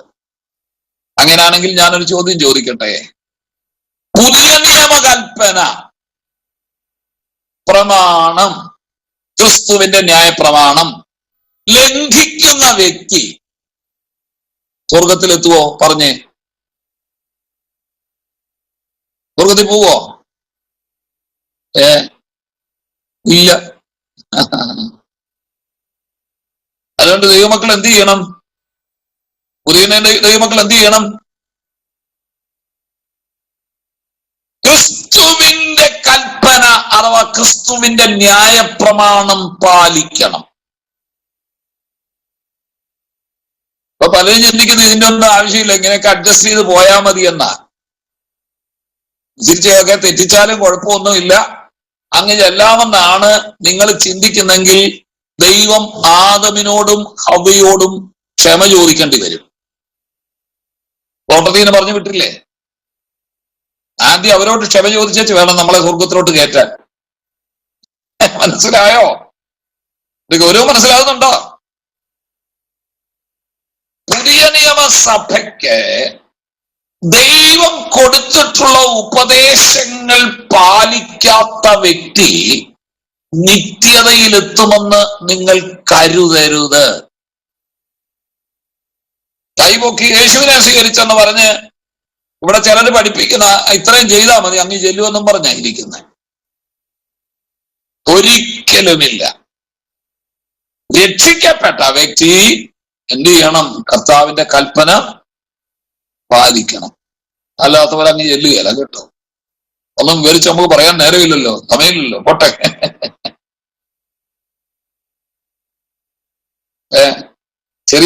അതൊക്കെ ചെറിയ ചെറിയ വീഴ്ചയല്ലേ, എല്ലാ മനുഷ്യനും അങ്ങനെ പറ്റുന്നതല്ലേ.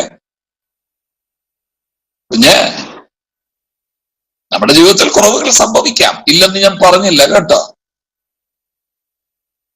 അതാത് സമയങ്ങളിൽ തന്നെ നമ്മുടെ തെറ്റുകൾ മനസ്സിലാക്കി ഏറ്റുപറഞ്ഞ് ദൈവസന്നിധിയിൽ ക്രമീകരിച്ച് നമ്മുടെ പാപങ്ങളെ കഴുകി ഇനി ഞാനത് ചെയ്യുകയില്ല എന്ന് കർത്താവിനോട് ഉടമ്പടി ചെയ്ത് മുൻപോട്ട് പോണം. അല്ലാതെ മനുഷ്യന്റെ ജീവിതത്തിൽ മനുഷ്യനല്ലേ, തെറ്റുപറ്റും, അത് സാരമില്ലെന്നും പറഞ്ഞു പോകുന്നവരെ നിത്യതയിൽ കർത്താവ് എടുക്കുകയില്ല. അപ്പൊ 100% തെറ്റില്ലാത്തവരായി, കുറവില്ലാത്തവരായി നമുക്ക് ജീവിക്കാൻ പറ്റുമോ? ഇല്ല. നമ്മൾ മനുഷ്യരാണ്. അനേക ബലഹീനതകൾക്കും കുറ്റങ്ങൾക്കും നമ്മള് പാത്രങ്ങളാണ്. ജീവിതത്തിൽ തെറ്റുകൾ വരാം. അത് ഇപ്പൊ വിവരിക്കാൻ നേരമില്ല. പാപത്തെ കുറിച്ച് പഠിപ്പിക്കുകയായിരുന്നേ ഞാനത് വിശദമാക്കി തരാമായിരുന്നു. ജീവിതത്തിൽ തെറ്റുകൾ സംഭവിച്ചാലും ഏറ്റുപറഞ്ഞ പാപത്തെ കുറിച്ച് ബോധ്യം വന്ന് കണ്ണുനീരോടെ ഏറ്റുപറഞ്ഞ് ക്ഷമ ചോദിച്ച് കർത്താവേ ഇനി എന്റെ ജീവിതത്തിൽ അങ്ങനെ സംഭവിക്കുകയില്ല എന്ന് പറഞ്ഞ് ക്രമീകരിച്ച് പോകുന്നവൻ മാത്രമേ നിത്യതയിലെത്തൂ. ക്രിസ്തുവിന്റെ ന്യായപ്രമാണം എത്ര കട്ടിയാന്ന് മനസ്സിലായോ? ഞങ്ങളൊക്കെ ഈ ഉപദേശം പ്രസംഗിക്കുമ്പോഴേ ചില വിശ്വാസികളൊക്കെ ചോദിക്കുന്നതിനറിയോ, ഇതെന്നാ ഭാഷ ന്യായപ്രമാണത്തിന്റെ കാലമാണോ എന്നാ ചോദിക്കുന്നത്. അതന്നെ അത്ര അങ്ങോട്ട് വെട്ടൊന്നേ മുറി രണ്ടേന്ന് പറയാൻ ന്യായപ്രമാണത്തിന്റെ കാലമാണോ? അതിനേക്കാൾ കട്ടിയേറിയ കാലമായത്. ഈ ന്യായപ്രമാണം പിന്നെ രക്ഷപ്പെട്ടു പോകാമായിരുന്നു. ന്യായപ്രമാണം പിന്നെ രക്ഷപ്പെടായിരുന്നു കേട്ടോ. ക്രിസ്തുവിന്റെ ന്യായപ്രമാണം ഇച്ചിരി കട്ടി, അതിനേക്കാൾ കട്ടിയാ. കേൾക്കണോ? വായിക്കണം. പല വാക്യങ്ങളുണ്ടെന്നാലും ഒരെണ്ണമല്ലോ ഒന്ന് തരാം കേട്ടോ. എത്ര കട്ടിയാണെന്ന് പറഞ്ഞു തരാവേ. എബ്രായ ലേഖനം ഒന്ന് എടുത്തേ. എബ്രായ ലേഖനം 10:25 മുതൽ 26 മുതൽ വായിച്ചേ. ഏതാ കട്ടി എന്ന് ഞാൻ പറഞ്ഞു തരാം. ന്യായപ്രമാണമാണോ ക്രിസ്തുവിന്റെ പ്രമാണമാണോ കട്ടി എന്ന് പറഞ്ഞു തരാം. സത്യത്തിന്റെ പരിജ്ഞാനം ലഭിച്ച ശേഷം മനഃപൂർവ്വം പാപം ചെയ്താൽ, സത്യത്തിന്റെ പരിജ്ഞാനം ലഭിച്ച ശേഷം നാം മനഃപൂർവ്വം അറിയാതെ ചെയ്യുന്ന തെറ്റുകൾ ദൈവം ക്ഷമിക്കുവേ. അതിനെക്കുറിച്ചൊക്കെ പറയാൻ പാപത്തെ കുറിച്ച് പഠിപ്പിക്കുകയായിരുന്നു. ഞാനത് പറഞ്ഞു തരാമായിരുന്നു. 2 തരത്തിൽ പാപം സംഭവിക്കാം. ഒന്ന് മനഃപൂർവ്വമുള്ള പാപം, 2 അറിയാതെ സംഭവിക്കുന്ന പാപം കേട്ടോ. ഇത് 2 സംഭവിക്കാം. നമ്മൾ അറിഞ്ഞുകൊണ്ടല്ല, അങ്ങനെ അങ്ങ് സംഭവിച്ചു പോയി. നമ്മള് ഒരാളുമായിട്ട് വർത്താനം പറഞ്ഞൊരു അഭിപ്രായ ഭിന്നതയുണ്ടായി. പെട്ടെന്ന് നമ്മൾ കോപിച്ചു പോയി ഇല്ലേ? അതുകൊണ്ടാണ് എഫേസ്യ ലേഖനത്തിൽ വായിക്കുന്നത് അല്ലേ, കോപിച്ചാൽ പാപം ചെയ്യരുത്. അപ്പൊ കോപിക്കുന്ന പാപമാണ് സത്യത്തിൽ. കോപിക്കുന്ന പാപമാണ്, നമുക്കിതറിയാം. കോപിച്ചാൽ പാപം ചെയ്യരുത്. അതിന്റെ ശരിയായ തർജ്ജമ എങ്ങനെയാണെന്നറിയാവോ? കോപിച്ചോളൂ, പക്ഷെ പാപം ചെയ്യരുതെന്ന്. പാപം ചെയ്യാതെ കോപിക്കാം കേട്ടോ. ചിലപ്പോ നമുക്ക് അനീതിയോ തെറ്റോ അശുദ്ധിയോ കാണുമ്പോ നമ്മളറിയാതെ ചൂടായി പോകും. കാരണം സത്യത്തിനും നീതിക്കും ദൈവവചനത്തിനും വേണ്ടി നിൽക്കുമ്പം ചില തെറ്റുകൾ കാണുമ്പോൾ ഉപദേശിമാരി ഞങ്ങളും ചൂടായി പോകും. ഞങ്ങൾ എത്ര പ്രാവശ്യം ചൂടായിട്ടുണ്ടല്ലേ. നമ്മൾ ഈ ഉപദേശത്തെക്കുറിച്ചും വിശുദ്ധിയെക്കുറിച്ചും ദൈവജനത്തെക്കുറിച്ചും ഇത്രയും തൊണ്ടകീറി ശ്വാസം മുട്ടി പ്രസംഗിക്കുമ്പോഴും അത് നേരെ ലംഘിക്കുന്ന കാണുമ്പോൾ നമുക്ക് ദേഷ്യം വരികയല്ലേ. എനിക്ക് ദേഷ്യം വന്നിട്ടുണ്ട്. ഞാനറിയാതെ ചിലപ്പോൾ വഴക്ക് പറഞ്ഞു പോയിട്ടുണ്ട് വിശ്വാസികളെ. പക്ഷെ ഒരു കാര്യമുണ്ട്, അങ്ങനെ പറഞ്ഞാലും എന്ത് ചെയ്യരുത്, പാപം ഈ കോപത്തിൽ നമ്മൾ പാപം ചെയ്യാതിരിക്കാൻ ഉടനെ ക്ഷോഭിച്ചു ഒരു വാക്ക് പെട്ടെന്ന് നമ്മൾ ശാസിച്ചു, അതും തെറ്റല്ല, അതും പാപമല്ല. പക്ഷേ അതിലപ്പുറം നമ്മൾ ചെയ്തു പോയി, ഒരാളെ തല്ലിപ്പോയി, പാപം ചെയ്ത് തല്ലാൻ നമുക്ക് പ്രമാണമില്ല കേട്ടോ. ഇല്ലെങ്കില് കടുത്ത ഏതെങ്കിലും ഒരു വാക്കോ മര്യാദയില്ലാത്ത പദങ്ങളോ പറഞ്ഞുപോയി, അത് പറയാൻ നമുക്ക് പ്രമാണമില്ല. നമുക്ക് കോപിക്കാം, പക്ഷെ അപ്പോഴും നമ്മൾ ഉപയോഗിക്കുന്ന പദങ്ങൾ ശ്രദ്ധിച്ചോണം. അപ്പം അങ്ങനെ പാപം വരാം, അങ്ങനെ ജീവിതത്തിൽ പാപം വരാം. അങ്ങനെ വന്നാൽ എന്ത് ചെയ്യണമെന്നാ പറഞ്ഞേ? അത് നമുക്ക് ഏറ്റു പറഞ്ഞ് ക്രമീകരിക്കാം. പക്ഷെ മനഃപൂർവ്വം വിൽഫുൾ സിൻസ് എന്ന് പറയും കേട്ടോ. വിൽഫുൾ സിൻസ്, ബോധപൂർവം മനഃപൂർവം അറിഞ്ഞുകൊണ്ട് പറയുക. നമുക്കറിയാം ഈ ചെയ്യുന്ന പാപമാണെന്നറിയാം, ഇത് തെറ്റാന്നും അറിയാം, ദൈവവേദന എന്നെ സംബന്ധിച്ച് ഇത് ചെയ്യരുതെന്നും അറിയാം. പക്ഷെ നമ്മൾ സാഹചര്യത്തിന് വശംവദരായി ചെയ്തു പോകുന്ന പാപം, അതിനെ വിളിക്കുന്ന പേരാണ് മനഃപൂർവം പാപം. ശ്രദ്ധിച്ചോണം കേട്ടോ ദൈവമക്കളെ. നമ്മൾ ഈ ഓടിയതും അധ്വാനിച്ചതെല്ലാം വൃഥാവായി പോകരുത് കേട്ടോ. നമ്മൾ വീഴ്ചയില്ലാത്തവരല്ല, ചിലപ്പോൾ അറിയാതെ പറ്റി പോകാറുണ്ട്, ജീവിതത്തിൽ തെറ്റുകൾ സംഭവിക്കാറുണ്ട്, ഇല്ലെന്നല്ല. അങ്ങനെ വന്നാൽ എന്ത് ചെയ്യണം? അന്ന് തന്നെ ഏറ്റു പറഞ്ഞ ദൈവസന്നിധിയിൽ കരുണയ്ക്കായി യാചിച്ച് രക്തം കൊണ്ട് കഴുകി ശുദ്ധീകരിച്ചോണം. കർത്താവ്, ഇനി ഞാനങ്ങനെ ചെയ്യുകയില്ല, എനിക്ക് പറ്റിപ്പോയി, അബദ്ധം പറ്റിപ്പോയി പറയണം. പക്ഷെ ഒരു കാരണവശാലും ദൈവമക്കൾ മനഃപൂർവം പാപം ചെയ്യരുത്. അങ്ങനെ സത്യത്തിന്റെ പരിജ്ഞാനം ലഭിച്ച ശേഷം നാം മനഃപൂർവം പാപം പാപം ചെയ്താൽ, അറിഞ്ഞോണ്ട് പാപം ചെയ്താൽ, അതാ മനഃപൂർവ്വം. വിൽഫുൾ സിൻ, ഇംഗ്ലീഷിൽ വിൽഫുൾ സിൻ എന്ന് പറയും. മനഃപൂർവ്വം പാപം, അറിഞ്ഞോണ്ട് പാപം ചെയ്താൽ പാപങ്ങൾക്ക് വേണ്ടി ഇനിയൊരു യാഗവും ശേഷിക്കാതെ ന്യായവിധിക്കായി ഭയങ്കരമായുള്ള ഒരു പ്രതീക്ഷയും എതിരികളെ ദഹിപ്പിക്കാനുള്ള ക്രോധാഗ്നിയുമേ ഉള്ളൂ. ഇനി യാഗമൊന്നുമില്ല കേട്ടോ. ദൈവമക്കള് വളരെ ശ്രദ്ധാലുവായിരിക്കണം. പ്രമാണം എല്ലാം അറിഞ്ഞു നമ്മള് വേദപുസ്തകം വായിക്കുന്നവരാണ്, വിശ്വാസത്തിൽ തുടരുന്നവരാണ്. അതാ സത്യത്തിന്റെ പരിജ്ഞാനം. സത്യത്തിന്റെ പരിജ്ഞാനം എന്ന് പറഞ്ഞാൽ ദൈവവചനത്തെ കുറിച്ചുള്ള പരിജ്ഞാനം, സത്യവചനത്തെ കുറിച്ചുള്ള പരിജ്ഞാനം പ്രാപിച്ച ശേഷം മനഃപൂർവ്വം പാപം ചെയ്താൽ ഇനിയൊരു യാഗം, ഇനി യേശുക്രിസ്തു വന്ന് മരിക്കുകയല്ല, പാപത്തിന് മരിക്കാൻ ഇനി യേശുക്രിസ്തു ഇല്ല. ദൈവത്തിന് ഒരു ഓമനക്കുമാരനെ ഉള്ളായിരുന്നു, അവിടുത്തെ പറഞ്ഞു വിട്ടു, യാഗമർപ്പിച്ചു, ഇനിയൊരു യാഗം അവശേഷിക്കുന്നില്ല. അതുകൊണ്ട് ഇനി ന്യായവിധിക്കായി ഭയങ്കരമായുള്ളൊരു പ്രതീക്ഷയും എതിരികളെ ദഹിപ്പിക്കാനുള്ള ക്രോധാഗ്നിയുമേ ഉള്ളൂ. മോശയുടെ ന്യായപ്രമാണം അനുസരിക്കാത്തവന് കരുണ കൂടാതെ രണ്ട് മൂന്ന് സാക്ഷികളുടെ വാമൊഴി കേട്ട് മരണശിക്ഷ കൽപ്പിക്കുന്നല്ലോ. അത് നമുക്കറിയാം, പഴയ നിയമം അല്ലെ? ഇതല്ലേ മോശയുടെ ന്യായപ്രമാണം? മോശയുടെ ന്യായപ്രമാണം അനുസരിച്ച് പാപം ചെയ്താൽ 2 or 3 പേരുടെ വാമൊഴിയാൽ ഏത് കാര്യവും ഉറപ്പാക്കാം. അത് കേട്ട് ശിക്ഷ വിധിക്കുമായിരുന്നു, മരണശിക്ഷ വിധിക്കുമായിരുന്നു. എന്നാൽ ദൈവപുത്രനെ ചവിട്ടിക്കളയുകയും പുതിയ നിയമകാലം തന്നെ വിശുദ്ധീകരിച്ച നിയമത്തെ മലിനമെന്ന് നിരൂപിക്കുകയും കൃപയുടെ ആത്മാവിനെ നിന്ദിക്കുകയും ചെയ്തവൻ എത്ര കഠിനമേറിയ ശിക്ഷയ്ക്ക് പാത്രമാകും എന്ന് വിചാരിപ്പീൻ. ഇത് വായിച്ചേച്ചിനി എന്ന് പറഞ്ഞേ, പഴയ നിയമമാണോ കട്ടി, പുതിയ നിയമമാണോ കട്ടി? ഏതാ കട്ടി? പറഞ്ഞു കേട്ടോ. മോശയുടെ ന്യായപ്രമാണം അനുസരിച്ച് 2 or 3 പേരുടെ വാമൊഴിയാൽ മരണശിക്ഷ കൽപ്പിക്കുമായിരുന്നു. അങ്ങനെയാണെങ്കിൽ ദൈവപുത്രനെ ചവിട്ടിക്കളയുകയും കൃപയുടെ ആത്മാവിനെ കെടുത്തുകയും തന്നെ വിടുവിച്ച രക്തത്തെ മലിനമെന്ന് പറയുകയും ചെയ്തവൻ എത്ര വലിയ ശിക്ഷയ്ക്ക് പാത്രനാകും. അപ്പൊ ന്യായപ്രമാണമാണോ വലുത്, പുതിയ നിയമ പ്രമാണമാണോ വലുത്? ഭയപ്പെടണം കേട്ടോ, ഭയപ്പെടണം. ഞങ്ങൾ ചിലത് കട്ടിയായത് പറയുമ്പോ ഞങ്ങളോട് ചിലർ ചോദിക്കുന്നത് തന്നെ ന്യായപ്രമാണ കാലമാണോ എന്നാ. അല്ല, അതിനേക്കാൾ ഭയങ്കരമായ കാലമായത്, അതിനേക്കാൾ ഭയക്കേണ്ട കാലമാണിത്. ഇത് പറഞ്ഞ എബ്രായ ലേഖനം തുടങ്ങുന്നത് തന്നെ. ഇനി എബ്രായ ലേഖനം 2-ാം അധ്യായം നിർത്തി 2:1 വായിച്ചേ, 2:1 തൊട്ട് വായിച്ചേ.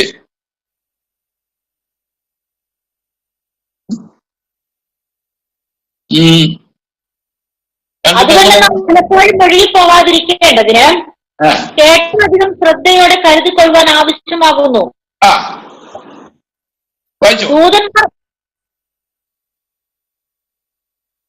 ദൂതന്മാർ മുഖാന്തരം അരുളി ചെയ്ത വചനം സ്ഥിരമായിരിക്കുകയും, ദൂതന്മാർ മുഖാന്തരം അരുളി ചെയ്ത വചനം ഏതാ? തെളിയിക്കാൻ നേരമില്ല, പഴയ നിയമ കേട്ടോ. പഴയ നിയമത്തെ കുറിച്ചാണ് അവിടെ അത് പറയുന്നത്. ഇപ്പൊ അത് തെളിയിച്ചു കൊണ്ടുവരാൻ നേരമില്ല. ദൂതന്മാർ അരുളി ചെയ്ത വചനം സ്ഥിരമായിരിക്കുകയും ഓരോരോ ലംഘനത്തിനും അനുസരണക്കേടിനും ന്യായമായ പ്രതിഫലം ലഭിക്കുകയും ചെയ്തു എങ്കിൽ കർത്താവ് താൻ പറഞ്ഞു തുടങ്ങിയതും ദൈവം അടയാളങ്ങളാലും അത്ഭുതങ്ങളാലും വിവിധ വീര്യപ്രവൃത്തികളാലും തന്റെ ഇഷ്ടപ്രകാരം പരിശുദ്ധാത്മാവിനെ നൽകിക്കൊണ്ടും സാക്ഷി നിന്നതും കേട്ടവർ നമുക്ക് ഉറപ്പിച്ചു തന്നതുമായ ഇത്ര വലിയ രക്ഷ അതേതാ? ദൂതന്മാരരുളി ചെയ്ത വചനം പഴയ നിയമാണെങ്കിൽ യേശു താൻ പറഞ്ഞു തുടങ്ങിയത് ഏതാ? പുതിയ നിയമ. അപ്പൊ പഴയ നിയമത്തിൽ അത്ര വലിയ ശിക്ഷ ദൈവം കൊടുത്തെങ്കിൽ ഇവിടെ പറയുക ഈ രക്ഷ, യേശു നൽകിയ രക്ഷ ഗണ്യമാക്കാതെ പോയാൽ അങ്ങനെ തെറ്റി കഴിയും. എന്റെ പൊന്നെ, പഴയ നിയമത്തിൽ അങ്ങനെയായിരുന്നെങ്കിൽ പുതിയ നിയമത്തിൽ എത്രയധികം. ഇനി ഒന്ന് പറഞ്ഞേ, പഴയ നിയമ ന്യായ പ്രമാണമാണോ കട്ടി, യേശു ക്രിസ്തുവിന്റെ പ്രമാണമാണോ കട്ടി? നിങ്ങൾ തന്നെ പറഞ്ഞു, എബ്രാഹിം ലേഖനം പഠിച്ചേച്ച് പറഞ്ഞു. ഇനിയുണ്ട് വാക്യങ്ങൾ എടുത്തു തരാൻ നേരമില്ലാത്തതുകൊണ്ടാണ്. പലരും ചിന്തിക്കുന്നത് പഴയ നിയമ ന്യായ പ്രമാണോ കട്ടി, പുതിയ നിയമത്തില് കർത്താവ് എല്ലാവരെയും അങ്ങ് രക്ഷപ്പെടുത്തുമെന്നും കണ്ടായിരിക്കുന്നത്. അല്ല കുഞ്ഞെ, പഴയ നിയമത്തിൽ എങ്ങനെയെങ്കിലും പൊത്തുവരുത്തം ഉണ്ടായിരുന്നു കേട്ടോ. നമുക്ക് നിന്ന് പിഴയ്ക്കായിരുന്നു, ഈ യാഗം അർപ്പിച്ചിട്ടൊക്കെ നിന്ന് പിഴയ്ക്കായിരുന്നു. പുതിയ നിയമ പ്രമാണത്തിൽ യേശുവിന്റെ കൽപ്പനകളെ ലംഘിക്കുക എന്ന് പറഞ്ഞാൽ നിയമത്തിന്റെ രക്തത്തെ ചവിട്ടിക്കളയുക, യേശുവിനെ ഉപേക്ഷിക്കുക. ഏറ്റവും വലിയ പ്രതികാരം അവിടെ ആയിരിക്കും. അതുകൊണ്ട് ക്രിസ്തുവിന്റെ ന്യായപ്രമാണത്തിന്റെ ഗൗരവം ഒന്ന് പറയാൻ വേണ്ടിയിട്ട് ഞാൻ ഇത് പറഞ്ഞെന്നുള്ളതേ ഉള്ളൂ. ഇതൊക്കെ സഭയിലൊന്ന് പഠിപ്പിക്കണം. ഭാഷമാർ വല്ലവരും കേൾക്കുന്നുണ്ടോ എന്നെ? ഭാഷമാർ ഇതൊന്ന് പഠിപ്പിച്ചേക്കണം കേട്ടോ. ഇനിയും വാക്യങ്ങളുണ്ട് എടുത്തു തരാൻ. എബ്രായ ലേഖനം ഇനി നമ്മൾ അതിലോട്ട് തന്നെ നിൽക്കുകയായിരുന്നേ, ക്ലാസ് അധികം ഉണ്ടായിരുന്നേ ഞാൻ കുറേ കൂടെ നീട്ടായിരുന്നു. ഇതൊക്കെ ഒന്ന് പഠിപ്പിച്ചേ സഭയിൽ. ഇപ്പൊ പലരും ചിന്തിക്കുന്ന പഴയ നിയമത്തിൽ ഭയങ്കര കട്ടിയായിരുന്നു, എറിഞ്ഞു കൊല്ലുമായിരുന്നു, പിടിച്ചു കെട്ടുമായിരുന്നു. പുതിയ നിയമത്തിൽ പിന്നെ ഇങ്ങനെ ഒന്ന് ശാസനയില്ല, വഴക്കുമില്ല, എങ്ങനെ വേണേലും ജീവിക്കാം. ഞായറാഴ്ച വന്ന് സ്വോത്രയാഴ്ച ഇട്ടാൽ കർത്താവ് പ്രസാദിക്കുമെന്നും കണ്ടായിരിക്കുന്നേ. ഒന്നുമല്ല. പുതിയ നിയമം പഴയ നിയമത്തെക്കാൾ കട്ടിയ. പുതിയ നിയമം പഴയ നിയമത്തെക്കാൾ ഗൗരവം. പുതിയ നിയമത്തിൽ പിന്നെയും നിന്ന് പിഴയ്ക്കാമായിരുന്നു, പുതിയ നിയമത്തിൽ ഒട്ടും പറ്റില്ല. ക്രിസ്തുവിന്റെ ന്യായപ്രമാണം ഭയങ്കരം. അപ്പൊ നോക്കിയേ, യേശു ക്രിസ്തുവിന്റെ ഉപദേശത്തെ വിളിക്കുന്ന പേരാണ്. ക്രിസ്തുവിന്റെ ഉപദേശത്തിന് ഒന്ന് ക്രിസ്തുവിന്റെ ന്യായപ്രമാണം, രണ്ട് പഥ്യോപദേശം. എഴുതുക, പെട്ടെന്ന് എഴുതിക്കോളൂ. പഥ്യോപദേശം 1 തിമോഥെയോസ് 1:10. 1 തിമോഥെയോസ് 1:10, 2 തിമോഥെയോസ് 1:13.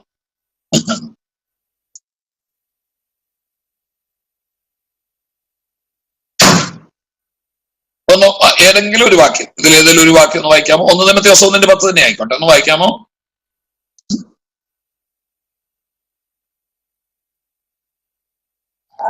പഥ്യോപദേശത്തിന് വിപരീതമായ മറ്റ് ഏതിനും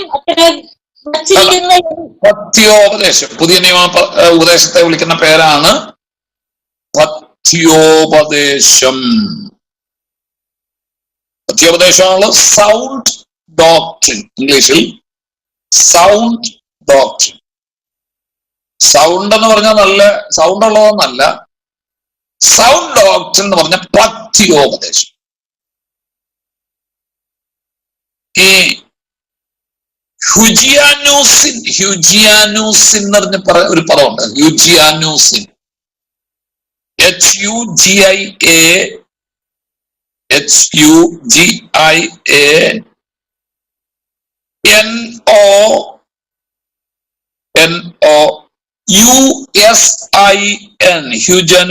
ഹ്യൂജിയാനൂസിൻ. അതാണ് പഥ്യം എന്ന് തർജ്ജമ ചെയ്തിരിക്കുന്നത്. പഥ്യം. അതിന് ഹ്യൂജിയാനൂസിൻ എന്ന പദത്തിന് ആരോഗ്യപൂർണമായത് എന്നാണ് അർത്ഥം.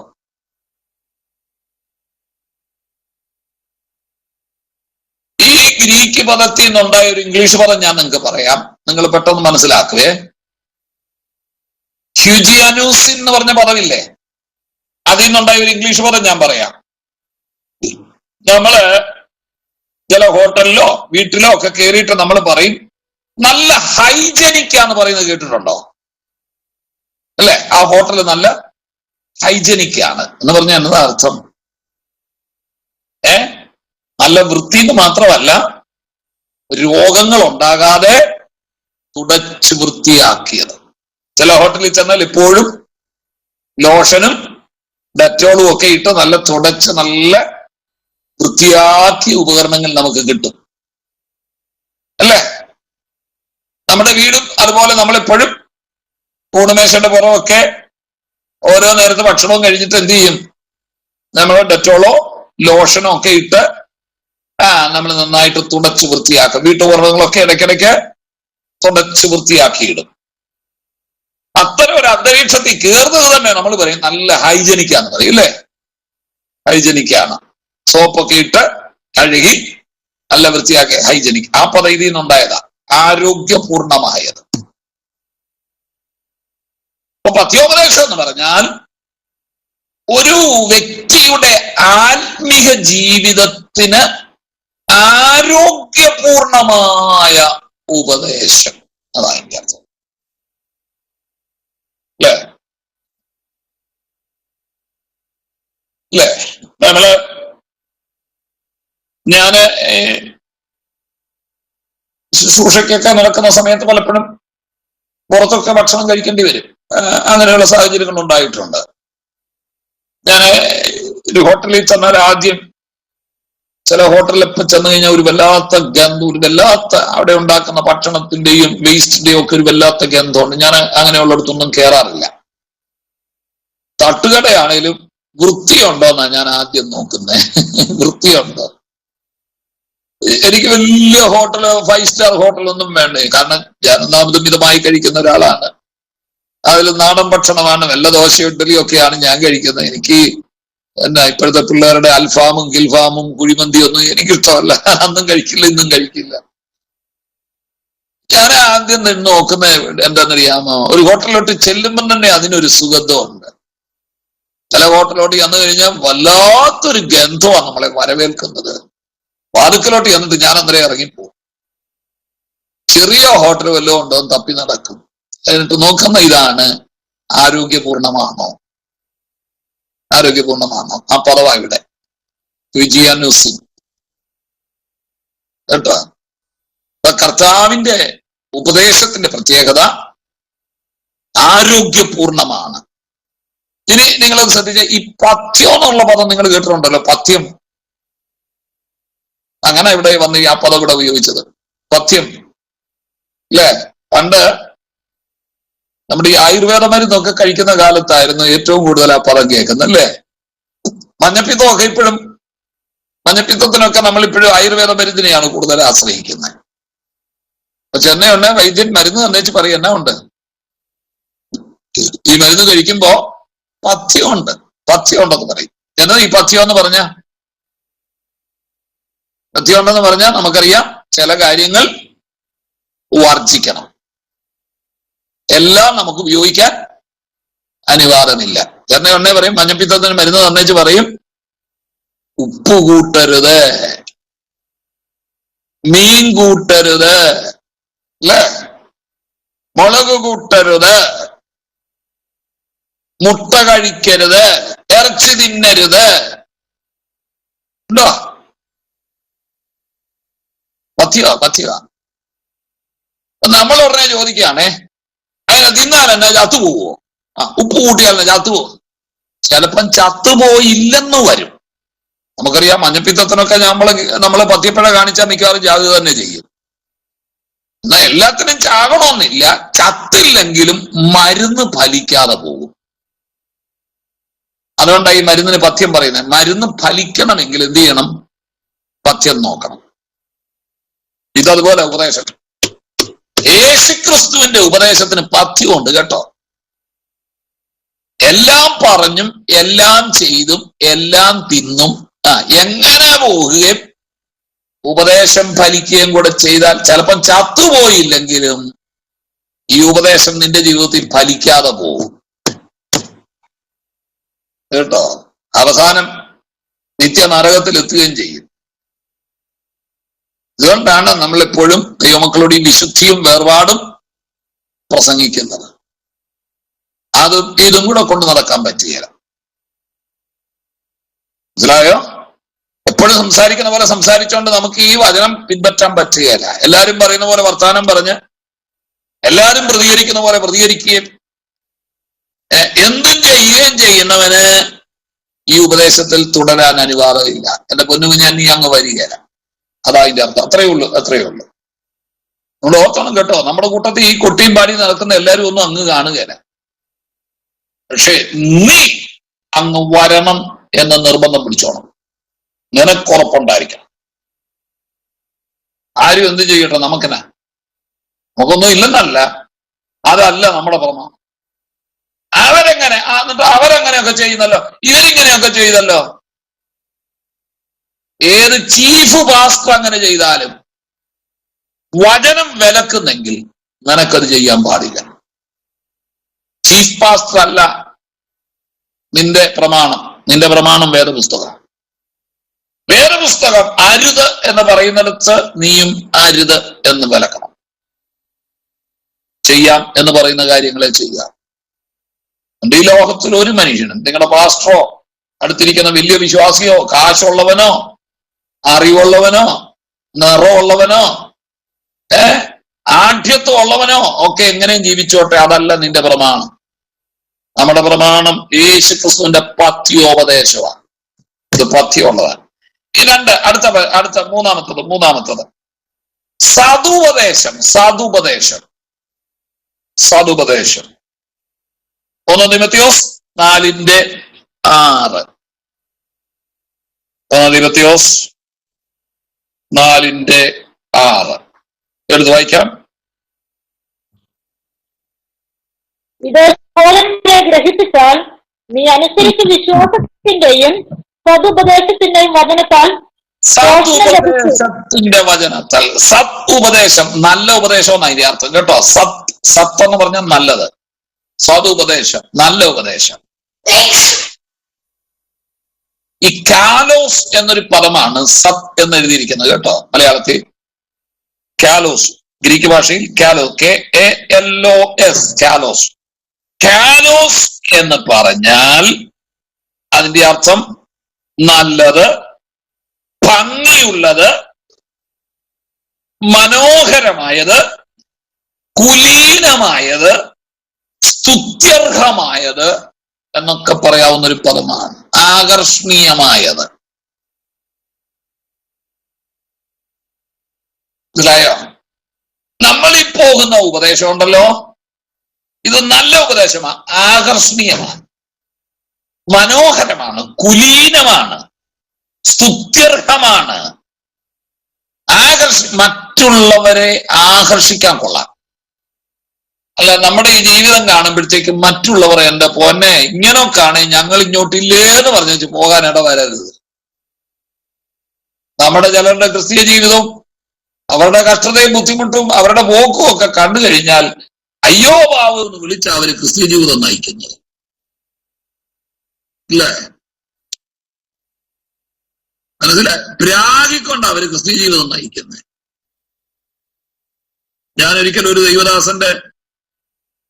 ദൈവദാസൻ മരിച്ചുപോയി, ദീർഘവർഷം ശുശ്രൂഷ നിന്ന ഒരു കുടുംബമാണ്. വളരെ പ്രായമുള്ള ഒരു ദൈവദാസൻ, അദ്ദേഹത്തോട് ചേർന്ന കർത്താവിന്റെ വേല ചെയ്ത ഒരു ദൈവദാസി. ഞാൻ അടുത്തൊരു ശുശ്രൂഷയ്ക്ക് ചെന്നപ്പോ ആ പിതാവ് മരിച്ചുപോയി. എനിക്ക് വളരെ സ്നേഹമുള്ളൊരു അപ്പച്ചനായിരുന്നു. തന്റെ ഭാര്യ വീട്ടിലുണ്ടെന്ന് അറിഞ്ഞു. അവർക്കും വളരെ പ്രായമായി. എന്നാൽ ഒന്ന് സന്ദർശിച്ച് ഒരു വാക്ക് പ്രാർത്ഥിച്ചു പോകാമെന്നും കണ്ട് ഞാൻ അവിടെ ചെന്നു. ആ മാതാവുമായിട്ട് കുറെ നേരം സന്ദർശിച്ചു. അവസാനം പറഞ്ഞപ്പോ എന്നോട് പറഞ്ഞു, എന്റെ പൊന്നു കുഞ്ഞെ, എന്നെ ഇപ്പം ദൈവത്തിനും വേണ്ട, പ്യായനും വേണ്ട. അമ്മച്ചി പറയുക, ഇത്രയും വർഷം ശുശ്രൂഷ ഇരുന്നേച്ച് പറയുന്ന പാർട്ടി പറയുകയാണ്, എന്നെ ദൈവത്തിനും വേണ്ട, പ്യായനും വേണ്ട, എങ്ങനെങ്കിലും ഒന്ന് ചത്ത് കിട്ടിയാൽ മതിയെന്ന്. അവരുടെ നടപ്പും മട്ടും കണ്ടപ്പം എന്റെ കർത്താവ്, ഇത്രയും കഷ്ടതയാണോ ക്രിസ്തീയ ഉപദേശമെന്ന് ഞാനും ചിന്തിച്ചു പോയി. നമ്മുടെ ക്രിസ്തീയ ജീവിതം കാണുമ്പോൾ മറ്റുള്ളവർ ആകർഷിക്കപ്പെടണം. മനസ്സിലായോ? ഞങ്ങൾക്ക് ഇവരെ പോലെ ജീവിച്ചാൽ കൊള്ളാം കേട്ടോ. പിന്നെ കഷ്ടതയില്ലെന്നും ബുദ്ധിമുട്ടില്ലെന്നും വേദനയില്ലെന്നും ഒന്നും ഞാൻ പറഞ്ഞില്ല. പക്ഷെ നമ്മൾ അതല്ല ജനത്തിന് മുമ്പിൽ പ്രകടിപ്പിക്കേണ്ടത് കേട്ടോ. നമ്മൾ ദുർമുഖം, മറ്റുള്ളവരുടെ മുമ്പിൽ ദുർമുഖവും ഇറിറ്റേഷൻ, ചിലരുടെ ജീവിതവും നടപ്പും ഒക്കെ കണ്ടു കഴിഞ്ഞാൽ ഏതാണ്ട് അക്കടി പറ്റിയ പോലെ ദൈവസന്നിധി വന്നിരിക്കുന്നത്. കണ്ടിട്ടുണ്ടോ? ചില ദൈവസന്നിധി വന്നിരിക്കുന്ന ഏതാണ്ട് അബദ്ധം പറ്റിയ പോലെ സഭയ്ക്കകത്ത് വന്നിരിക്കുന്നത്. എനിക്ക് ഈ ഗതി വന്നല്ലോ എന്നും പറഞ്ഞാ വന്നിരിക്കുന്നത്. ഇതൊക്കെ ഒന്ന് നിർത്ത്. നമ്മുടെ പ്രത്യാശ എന്നതാ, നമ്മുടെ മുഖത്ത് തന്നെ ഒരു പ്രസാദം ഉണ്ടാകണം കേട്ടോ. മറ്റുള്ളവർ കാണുമ്പോഴത്തേക്ക് ഞങ്ങളും വരാം നിങ്ങളുടെ കൂട്ടത്തിൽ. ഇത് കാണുമ്പോൾ മറ്റുള്ളവർ ആകർഷിക്കപ്പെടണം. നമ്മൾ ഈ സുവിശേഷം അവരോട് പറഞ്ഞില്ലെങ്കിൽ നമ്മുടെ മട്ടും ഭാവവും നമ്മുടെ ജീവിതവും ഒക്കെ കാണുമ്പോൾ മറ്റുള്ളവർ ആകർഷിക്കപ്പെടണം. അതാ അതിനെ അസാധുപദേശം എന്ന് പറയുന്നത്. ഈ ഉപദേശം ഉയർത്തിക്കൊണ്ട് നടക്കുന്നതിൽ നമ്മൾ അഭിമാനിക്കണം. നമ്മളത് എവിടെ പറയാൻ തയ്യാറാകണം? മരണ വീട്ടിൽ അല്ലേ? ഞാനത് പലയിടത്തും പറയാറുണ്ട്. നമ്മുടെ കുടുംബത്തിൽ ഒരു മരണം നടന്നാൽ അല്ലെ, വരുന്നവരും പോകുന്നവരും അത് കണ്ടേച്ച് അവര് പറയും, കണ്ടോ അവിടെ തലമുറയില്ല, കരച്ചിലും ഇല്ല, ബഹളവും ഇല്ല, വഴക്കുമില്ല. ജാതികളുടെ ഒക്കെ മരണ വീട്ടിൽ ചെന്നാലും കല്യാണ വീട്ടിൽ ചെന്നാലും അവസാനം കൂട്ടത്തല്ല. അല്ലേ? നമുക്കറിയാം. എന്തെങ്കിലുമൊക്കെ പറഞ്ഞ അവസാനം എന്ത് ചെയ്യാം? വഴക്കും ബഹളവും ഉണ്ടാക്കി ചെറുവിളി പള്ളുവിളി ഒക്കെ കഴിഞ്ഞ് വെല്ലുവിളിയും കഴിഞ്ഞാ പോകുന്നത്. ദൈവമക്കൾ കൂടി കൂടുന്നിടത്ത് മരണ വീടാണെങ്കിലും കൊള്ളാം, കല്യാണ വീടാണെങ്കിലും കൊള്ളാം. എന്താ ആകർഷണീയം അല്ലേ? അവര് വരുമ്പം പറയണം, ഇവരാണ് യഥാർത്ഥ ദൈവമക്കൾ. സതുപദേശം, നമ്മൾ സതുപദേശം പിന്തുടരുന്നവർ ആകർഷണീയമായിരിക്കണം. നമ്മുടെ ജീവിതം കൊണ്ടും സംസാരം കൊണ്ടും മറ്റുള്ളവരോടൊക്കെ നമ്മൾ പെരുമാറുന്നത് കൊണ്ടും. ഞാൻ ഈ പ്രമാണത്തിൽ നിൽക്കുന്നത് എന്ത് സന്തോഷമാണെന്നറിയാം. ഇത് പറയണം. എനിക്ക് ഗതി വന്നല്ലോ എന്ന് പറയരുത് കേട്ടോ, ഒരിക്കലും പറയരുത്. സതുപദേശം, ആകർഷണീയമായ ഉപദേശം, അതാണ് നമ്മൾ പിന്തുടരുന്നത്. ഒരെണ്ണം കൂടെ പറയാം. അടുത്ത വാക്യം ഒന്നെഴുതിക്കേ. ഈ ഉപദേശത്തെ വിളിക്കുന്ന പേരാണ് ഭക്തിക്കൊത്ത ഉപദേശം. ഭക്തിക്കൊത്ത ഉപദേശം. Doctrines according to godliness. ഭക്തിക്കൊത്ത ഉപദേശം. 1 തീമോഥെയോസ് 6:3 ഒരാളെടുത്ത് വായിക്കണേ. 1 തീമോഥെയോസ് 6:3. നമ്മുടെ കർത്താവായ യേശുക്രിസ്തുവിന്റെ പഥ്യവചനവും ഉപദേശവും അനുസരിക്കാതെ അന്യത ഉപദേശിക്കുന്നവൻ ഒന്നും തിരിച്ചറിയാതെ യേശുക്രിസ്തുവിന്റെ പഥ്യവചനവും ഭക്തിക്കൊത്ത ഉപദേശം. ഭക്തിക്കൊത്ത ഉപദേശം. ഇനി ഞാനൊന്ന് ചോദിക്കട്ടെ, ഭക്തി എന്ന് പറഞ്ഞ എന്നതാ? നിങ്ങൾ ഗ്രീക്കും ഇംഗ്ലീഷും ഒന്നും പറയണ്ട, മലയാളമാ ചോദിച്ചേ. ഭക്തി എന്ന് പറഞ്ഞ എന്നതാ? അറിയാവോ? മലയാളം അർത്ഥം അറിയാവോ? ഭക്തി എന്ന് പറഞ്ഞ എന്നതാ? മലയാള പദവാ ഞാൻ ചോദിച്ചേ. ഭക്തി എന്നതാ? ഭക്തി നമ്മൾ ഓർത്തിരിക്കുന്ന ഭക്തി എന്ന് പറയുന്നതുണ്ടല്ലോ, ശബ്ദം കുറച്ച് സംസാരിക്കുക, മെല്ലെ നടക്കുക, ഷെയ്ക്ക് ഹാൻഡ് കൊടുക്കുമ്പം വാടിയ വാഴത്തണ്ട് പോലെ കൈ ഇട്ട് കൊടുക്കുക. ഇതിനെയാണ് നമ്മൾ ഭക്തി എന്ന് വിളിക്കുന്നത്. ഈ പാർട്ടിയോട് നമ്മളൊന്ന് ഇടഞ്ഞു നോക്കണം. അപ്പം യഹോവയുടെ കൈ വീര്യം പ്രവർത്തിക്കുന്നു പറഞ്ഞ് തിരിച്ചു വരും. ഇതാണ് ഭക്തി. അതിനാണ് ഭക്തിയുടെ വേഷം ധരിച്ചെന്ന് പൗലോസ് 2 തീമോഥെയോസിൽ എഴുതി വെച്ചിരിക്കുന്നത്. അത് ഭക്തിയുടെ വേഷമാണ്. ഭക്തിയുടെ വേഷം ധരിച്ച് അതിന്റെ ശക്തിയെ, ഭക്തിക്ക് ശക്തിയുണ്ട് കേട്ടോ. ഭക്തി എന്നുള്ള മലയാളം പദവേ ഒരു സംസ്കൃത മൂലത്തിൽ നിന്നുണ്ടായതാ. ഭജ് എന്നൊരു സംസ്കൃത മൂലത്തിൽ നിന്നുണ്ടായതാ. ഭജ് കേട്ടോ. മലയാളം ഡിക്ഷണറി എടുത്ത് നോക്കിക്കോ, ശബ്ദധാരാവലി എടുത്ത് നോക്കിക്കോ. ഭജ് എന്നൊരു സംസ്കൃത മൂലത്തിൽ നിന്നാണ് ഭക്തി എന്ന പദം ഉണ്ടായത്. ഈ ഭജ എന്നുള്ള പദം നിങ്ങൾക്കറിയാം. അതിൽ നിന്നുണ്ടായ ഒരു പദമാണ് ഭജന. ഭജന എന്ന് കേട്ടിട്ടുണ്ടോ? എന്താ അർത്ഥം? ഭജന എന്ന് പറഞ്ഞതാ എന്നതാ ഭജന? ഭജന നമ്മൾ ആ പദം അവരുടെ വീട്ടിൽ 3 ദിവസം ഭജന ഉണ്ടെന്ന് പറഞ്ഞാൽ അതിന്റെ അർത്ഥം എന്നതാ? അയ്യോടെ ഭജന എന്ന് പറഞ്ഞ ആരാധന എന്നേ അർത്ഥമുള്ളൂ കേട്ടോ. ഇപ്പോഴും നമുക്കത് അറിഞ്ഞൂടാ. അതാ പറഞ്ഞ ഈ പദമൊക്കെ നമ്മൾ ഹിന്ദുക്കൾക്ക് തീരെഴുതി കൊടുത്തു. അതുകൊണ്ട് അടുത്ത വീട്ടിലെ 3 ദിവസം പ്രാർത്ഥന നടക്കുകയാണെങ്കിൽ നിങ്ങൾ പറഞ്ഞു ഞങ്ങളുടെ വീട്ടിൽ 3 ദിവസം ഭജന ഉണ്ടെന്ന് പറഞ്ഞാൽ ഒരു തെറ്റുമില്ല. അടുത്ത 3 ദിവസം തിങ്കൾ ചൊവ്വ ബുധൻ ഞങ്ങളുടെ വീട്ടിൽ വെച്ച് ഭജനയുണ്ട് എന്ന് പറഞ്ഞു, കുഴപ്പമൊന്നുമില്ല. ഗ്രാമർ പ്രകാരം കുഴപ്പമൊന്നുമില്ല കേട്ടോ. ഭജന എന്ന് പറഞ്ഞ ആരാധന. ഗ്രീക്ക് ഭാഷയിൽ യൂസബയ എന്ന പദമാണ് ഭക്തി എന്ന് എഴുതിയിരിക്കുന്നത്. ഇയു ആണ്.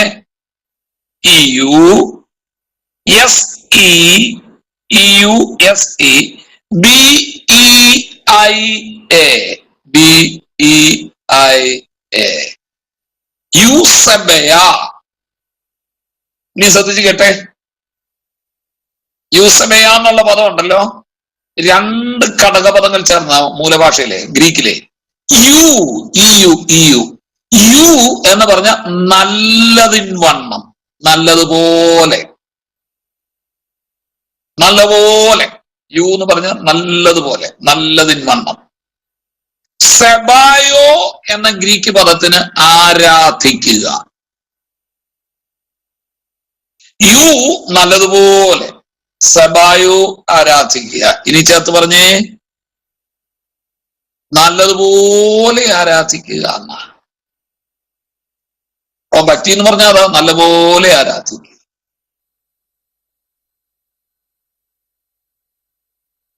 നല്ലപോലെ ആരാധിക്കുക എന്ന് പറഞ്ഞാൽ നമ്മൾ എന്താ ഉദ്ദേശിക്കുന്നേ? ഏറെ അന്യഭാഷ പറയുക,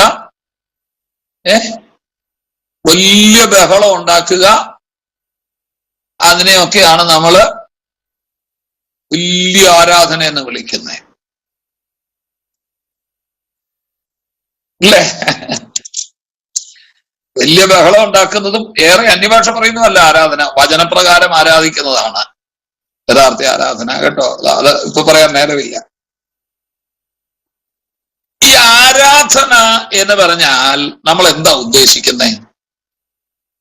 അതാ ഇന്നത്തെ ദൈവസഭയ്ക്ക് പറ്റിയ തെറ്റ് എന്നറിയാമോ? നമ്മൾ ഓർക്കുന്ന അധരം കൊണ്ടുണ്ടാക്കുന്ന ബഹളമുറയാണ് ആരാധന എന്ന് നമ്മൾ വിചാരിക്കുന്നത്. നാക്കെടുത്ത് വായെടുത്ത് ഉറക്കെ ആരാധിച്ചേ, ശബ്ദത്തിൽ ആരാധിച്ചാട്ടെ. ഇന്നത്തെ കുറെ വർഷിപ്പ് ലീഡേഴ്സ് ഇറങ്ങിയിട്ടുണ്ട്. അവരുടെ പരിപാടിയാണ് ഉറക്കെ, കുറച്ചുകൂടെ ഉറക്കെ, ഇത്ര ശബ്ദം പോരാ,